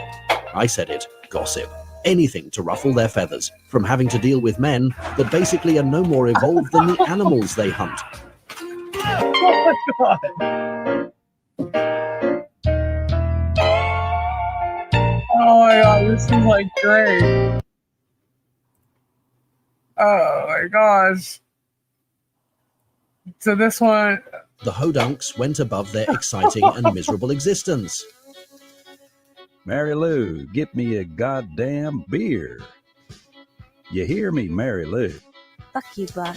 An existence where women were treated like shit, and men who had IQs lower than a dog convinced them they were superior. While the Hodunks were doing what they do best, the whale was enjoying his new money, something he strived for his entire life. A little more to the right. I have a knot there. You got it.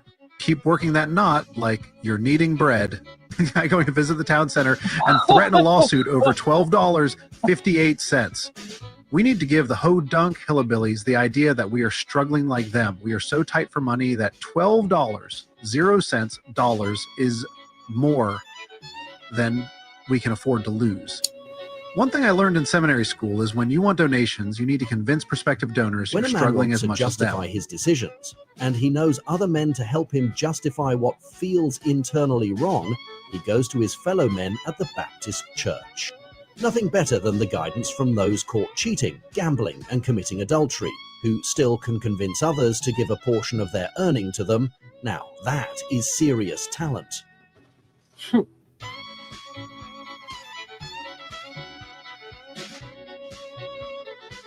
I learned at a young age that God will make men like us wealthy. Some people ask me, God sent Jesus to teach us how to live, and Jesus' life was filled with pain, so why should we prosper on earth? Because us men deserve it. We ne'er signed up to take the cross like Jesus, so why should we suffer like Jesus? The Hodunk hillbillies are suffering, no doubt a hellish existence on earth. But you can profit if you give them hope. Be their Jesus, but live like a king. Let them idolize you, worship you, because you need to appear on their level to give. Why would anyone donate to someone who has more? Give them an illusion that you're suffering. You cannot afford to even lose $10, 0 cents dollars. Nothing feels better than having people worship you, the humblest looking church, make more money than the large, flashy one. Why? Hodunks ain't that smart. Keep their focus on making fun of those who see through us. Trust me, it's simple and you will keep control of the Hodunks. I get it. Jesus' teachings pretty much will result in our suffering. So if we want a life where we don't suffer, we start making rules to justify. I have had some issue with Jews, just like Jesus. These Jews are trying to expose me. You think this is a spiritual battle? That's not spiritual battle, but the Jews are smart and don't get taken for bullshit. Just make fun of him, and the Hodunks will be more concerned over that than what they have to say. A well-kept secret is always make a big stink about contributing to a cause. They have no way of truly knowing how much you donated to a nonprofit, but you damn well make sure to voice it. I learned that when I started a Baptist camp. When you let the world know you're doing business as a Christian, the standard lower. You can grab just about anything from a believing Christian.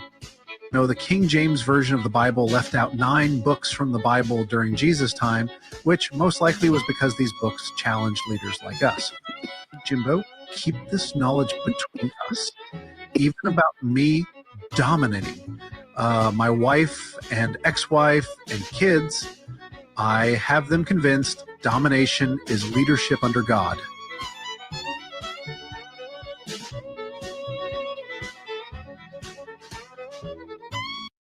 all right, there's 2 more, and they're only like a minute and a half long. So I'll just play the rest of them. We already did It's the funny don't how play history a Jew one. repeats itself. Yet man convinces my himself his God. actions are justified. It did not matter that the Hodunks worshipped Jesus, who was Jewish.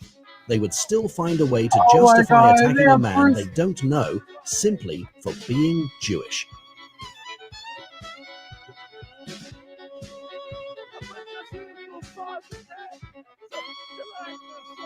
Crucify Deuce! Crucify the King of Jews. Loyal supporters, we will not allow a Jew to get in our way.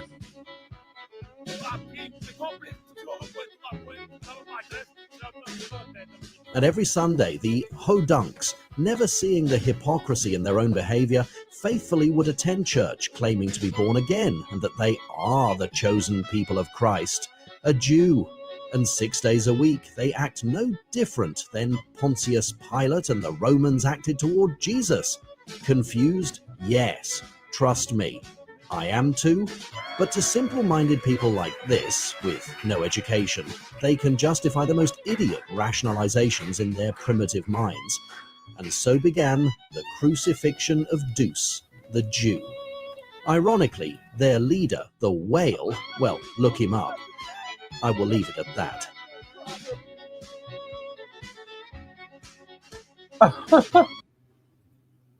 And the last one here.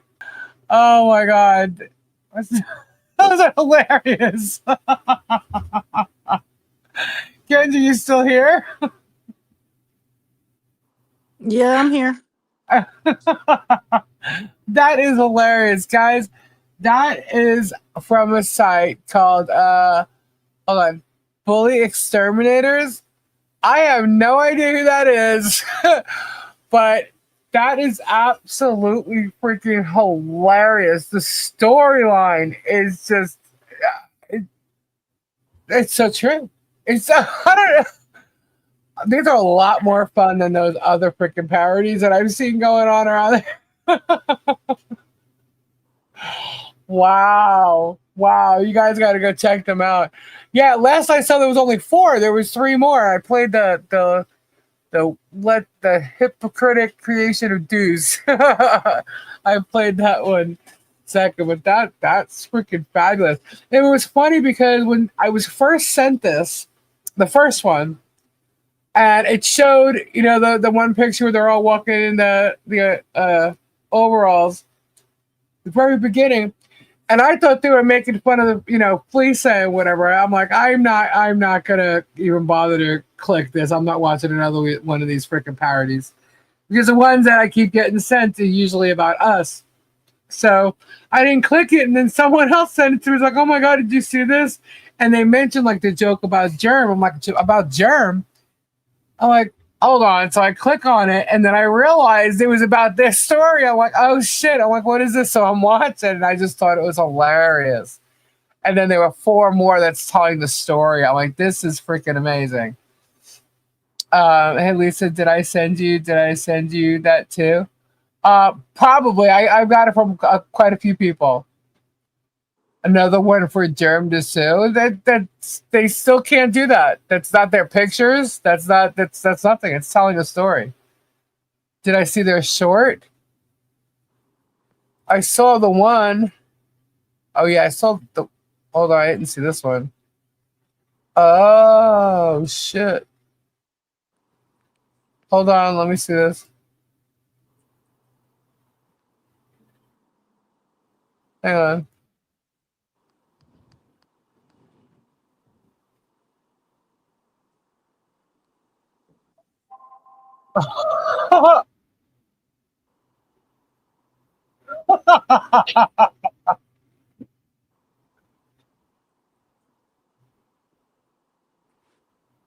Oh my God, that is crazy.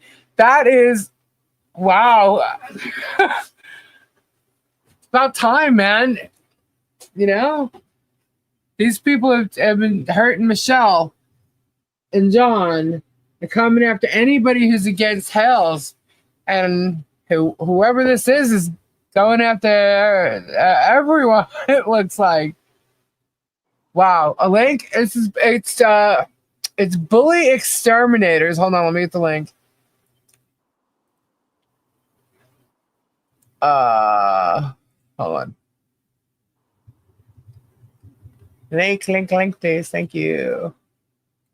This is freaking fabulous. It's cracking me up. But I didn't know if the other 3 is when I saw it tonight. That's the YouTube channel. That's hilarious. But yeah, they can't sue for that. That's not defamation. That's not anything. That's free speech. They sue the Bully Exterminators. Okay. Well, the only people they're trying to exterminate, I guess, is the bullies. Wait, wait, please. Oh, well, let's go back to. Let's do. What time is it? Yeah, let's go and go back to our. Hold on. We have Giveaway. 101 entries. Well, yeah, giveaway. Thank you. Let's go back there. All right, we'll share that. Now, what did you think of that, Kendra? Was that not hilarious? That was funny. It's more impressive that someone takes the time to put all this together. Yeah, and I've seen parodies, and it's just like okay, but this is like a mini movie. It's like a 3-minute movie. The last two were like not even 2 minutes, I think. But yeah, get your hashtags in there, guys. That is hilarious. I almost forgot about it. I wanted to actually show that earlier so more people could have seen it because I just thought the storyline was like, oh my God, I cannot wait to see how far they take this. But and then there's 3 more. So wow. Yeah, well that they have some this is like real parody. Like this is I've not seen anything this good out there. You know? One video must take at least a month. Yeah. I have no clue who they are, but good for them. I like the whole bully exterminator thing. I hate bullies, man. And that's what Germ is. He's one big ass bully. And they're showing it. And God, man, it's like that whole storyline just true. There's someone who's been on to jail. Yeah. Pretty much. Kendra, do you got this for a minute so I can go to the ladies' room? Yeah. You Let me sure? put my glasses back on so I can read the chat on my TV. Play these videos for Robbie tomorrow night. If y'all want to see them again, I'll play them. I hope they don't strike me, but I'll play them. I know, right? That's all that between now and then, because somebody said it, somebody will have a fit and the channel will be taken down, the videos will go away, something weird will happen. Right? That's how it always goes. It's like you dare not want to speak that out to the universe. Oh, Georgia, you're not the only one. Can't wait until this is over for all of them. It's like enough. I was watching earlier, and every platform has where creators are against other creators. And I was just kind of scrolling through and looking up keywords about that topic.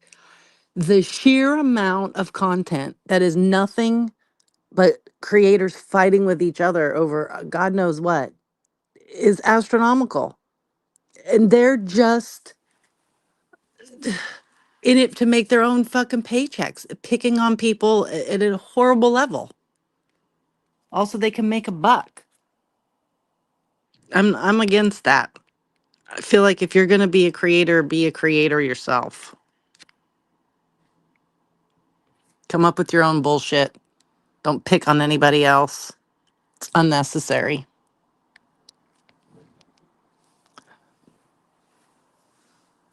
The Karen Reed documentary, and oh my God, they haven't got any evidence. Exactly, Suzanne. They don't. It's all pretend evidence. It's all planted evidence. It's all lies, and it's painfully obvious is the problem. Painfully obvious.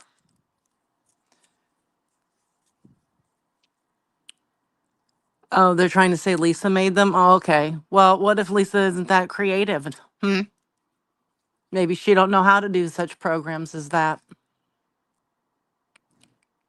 Exactly. Tori is focusing on her recovery instead of this, which is good for her. She just had a major surgery, She'll be back. It won't be long, but she needs to rest. She does a lot. She has a lot going on in her life at all times, you know? So she needs a break. I worry about her taking on too many things at once sometimes. Okay, now the scroll's flying. Yes, I have. Yes, microdots. I have been all over microdots. They give awesome. They have a channel as well. You Ooh, just have to 444. search them up. They give great detail on the Karen Reed trial. Sylvie, these aren't me. I did not make these videos. Right, that's what we were just saying. I said maybe Oh, Lisa's not able to make these things. Maybe she doesn't know how to use such programs. How about that? Like, well, please. She has all this well, other shit she's doing. There's not enough time in the day. I can't even get my Warriors video done. I mean, that I haven't done. I put up the short of the storage unit because it was a quick, video. And but I don't have any AI programs or anything like whatever this is. I don't have. I know of one, and I tried to make some images, but there's so many people that are so much better than that, than me at that. So I don't even bother. Crime Junkie Jury is also good. And I agree, Suzanne. It irks me to no end that so many people lied on the stand saying they did not see a body, or they know they didn't see a body and they're not lying because there was no body yet planted there. So to then also say you believe that she hit him with the car, do you not have eyeballs that are currently working then? Because how did you drive right past it? Numerous people. I did. Let's see how many we got. We have 122 entries, guys. What time is it? It's 1:28. I will draw it at 1:30. Oh, I also have some images to show of the drawings. Since a lot of people get upset with me that I say I'll do it in a minute and we keep talking and I don't get to it and I forget all about it. What do you got to show? Somebody did an image of the drawings, like the giveaways, and people yelling at me to draw because I forget the time. I keep talking and it takes forever for me to draw. Yeah. Yeah, well, I'm sorry. I'm not doing it on purpose. We're just talking and it gets away from me. Yeah. But yeah, I have some images for that. I know. I wonder about that first jury. Oh my God, my phone's dying. Yeah, mine's nearing the end of its evening too. All right, hold on. 129, folks. We still have 122. Get your hashtags in quickly. At this point, people, if you haven't typed it in and you want to play, what's wrong with you? Why we gotta wait this long for you to do the tippy tappies with your fingertips? Let's go. Let's go. The tippy tappies. Oh, y'all miss Kendra or what? Oh no, Hannah, you just went to get a sippy. What happened? Hannah's house attacked her on her way to get a beverage. It attacked her? How so? Oh my goodness. We're gonna plug. So that's funny. So we went over the whatnot bullshit. We went over the sad filing, and it's now known what was involved with the no contact order that's been mentioned numerous times.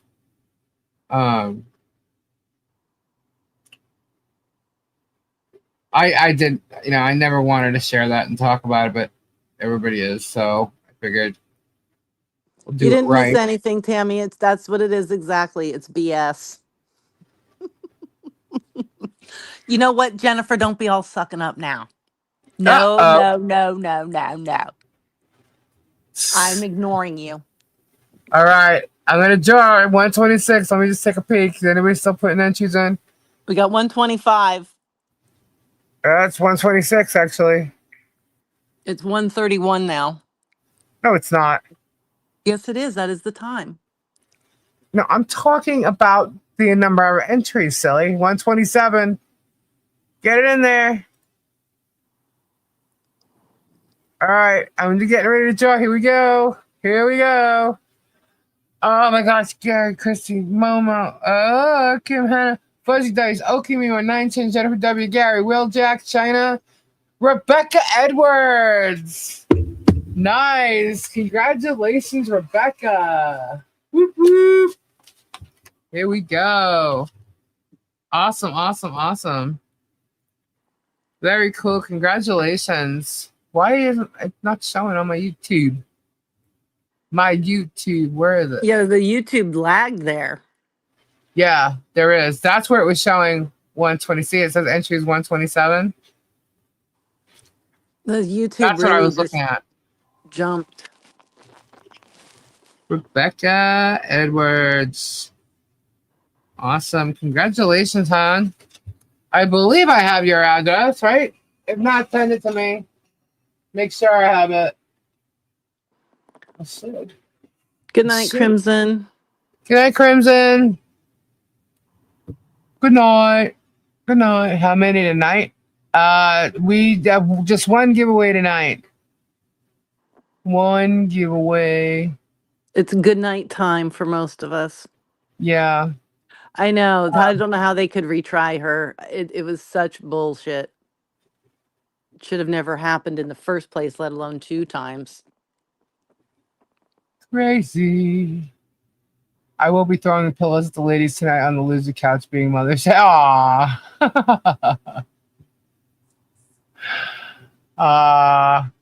The loser couch. I do have an image of that, by the way. In case. Oh no. Kendra, are you in our band? Hold on. Yes, you is. There you is. You're singing in the front. Did you see that? No, I.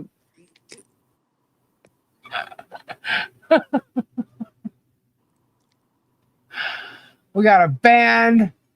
Where am I? All right, on the right. Oh, I'm looking at my screen on the TV. It's not up yet. Oh. Okay, now there's a band. You're on the right. You're playing the bass. Oh, the words. I see it. And then there's another one right there. Gabe's on the guitar.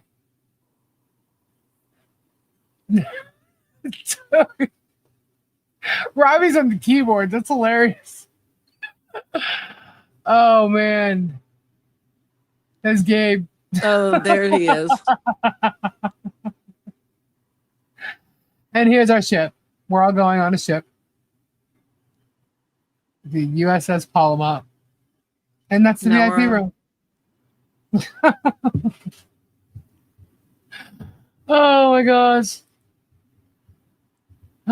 Creative mind, man. Christine, whose birthday? Christine's birthday? Happy birthday to you. Happy birthday. Gabe's hair that long?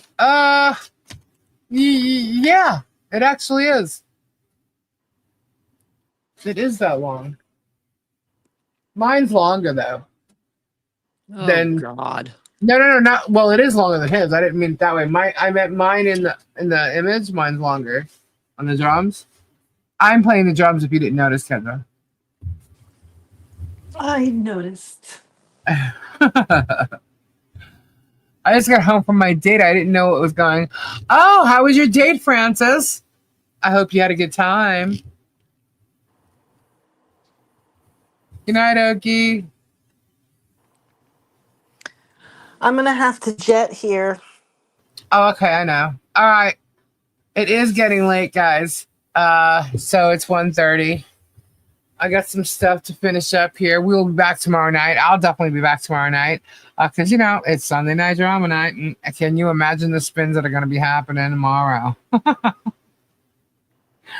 Well, you know what? The sad thing is, Jerem is a piece of crap in my mind. I'm allowed to have my opinion, and anybody who can hang out with and we think it's okay for a child to be two children to be afraid of their father like that, and who has witnessed the abuse of physical and mental abuse. It's in the court papers. I think that's disgusting, and he should be ashamed of himself. And anybody who can just be okay with him is not cool in my book at all. So all you minions, go hang out over there. Don't even want you a part of this. I'm here to protect Harley and the family and stop from other people from getting hurt. And to basically now I'm going to end up having to defend all the people on the defendants as well. So it's gonna get interesting. Trust that. Good night, friends, and happy Mother's Day to all the Yes. moms. And that's Happy moms Mother's of Day. children, grandchildren, cats, Yes. dogs, goats, and bunnies. Whoever you are, a mother to. Yep. Yep. Happy Mother's Day, everybody. And to all you single dads. I hope you guys have an amazing day tomorrow. Today, wherever you are. And I'm just gonna throw. Yeah, I wasn't gonna say that. Never mind. I'm gonna change that. Happy Mother's Day to all of you. I really, really hope you have an amazing day. Happy Mother's Day, Kendra. Thank you. So again, I'll be back tomorrow. I'm not sure if Tori's gonna go live tomorrow. I think Tori, because she said she was gonna take a little more of a nap. She probably slept through most of this and then or is still sleeping. And she needs it. So I can't tell you whether or not she'll be live tomorrow or not. I don't know, but hopefully she'll be back tomorrow night with us. I don't know. Kendra's gonna come on, but I know Robbie will be here tomorrow. So I hope you guys have an amazing night. And check out all our mods. They have some great channels and stuff. Great peoples. And prayers out to all of you who need it. And even those who don't. Enjoy your life. And say goodnight, Kendra. Good night, Kendra. Bye. Bye. Bye. Bye. Bye. Bye-bye. Ta-ta. Toodles.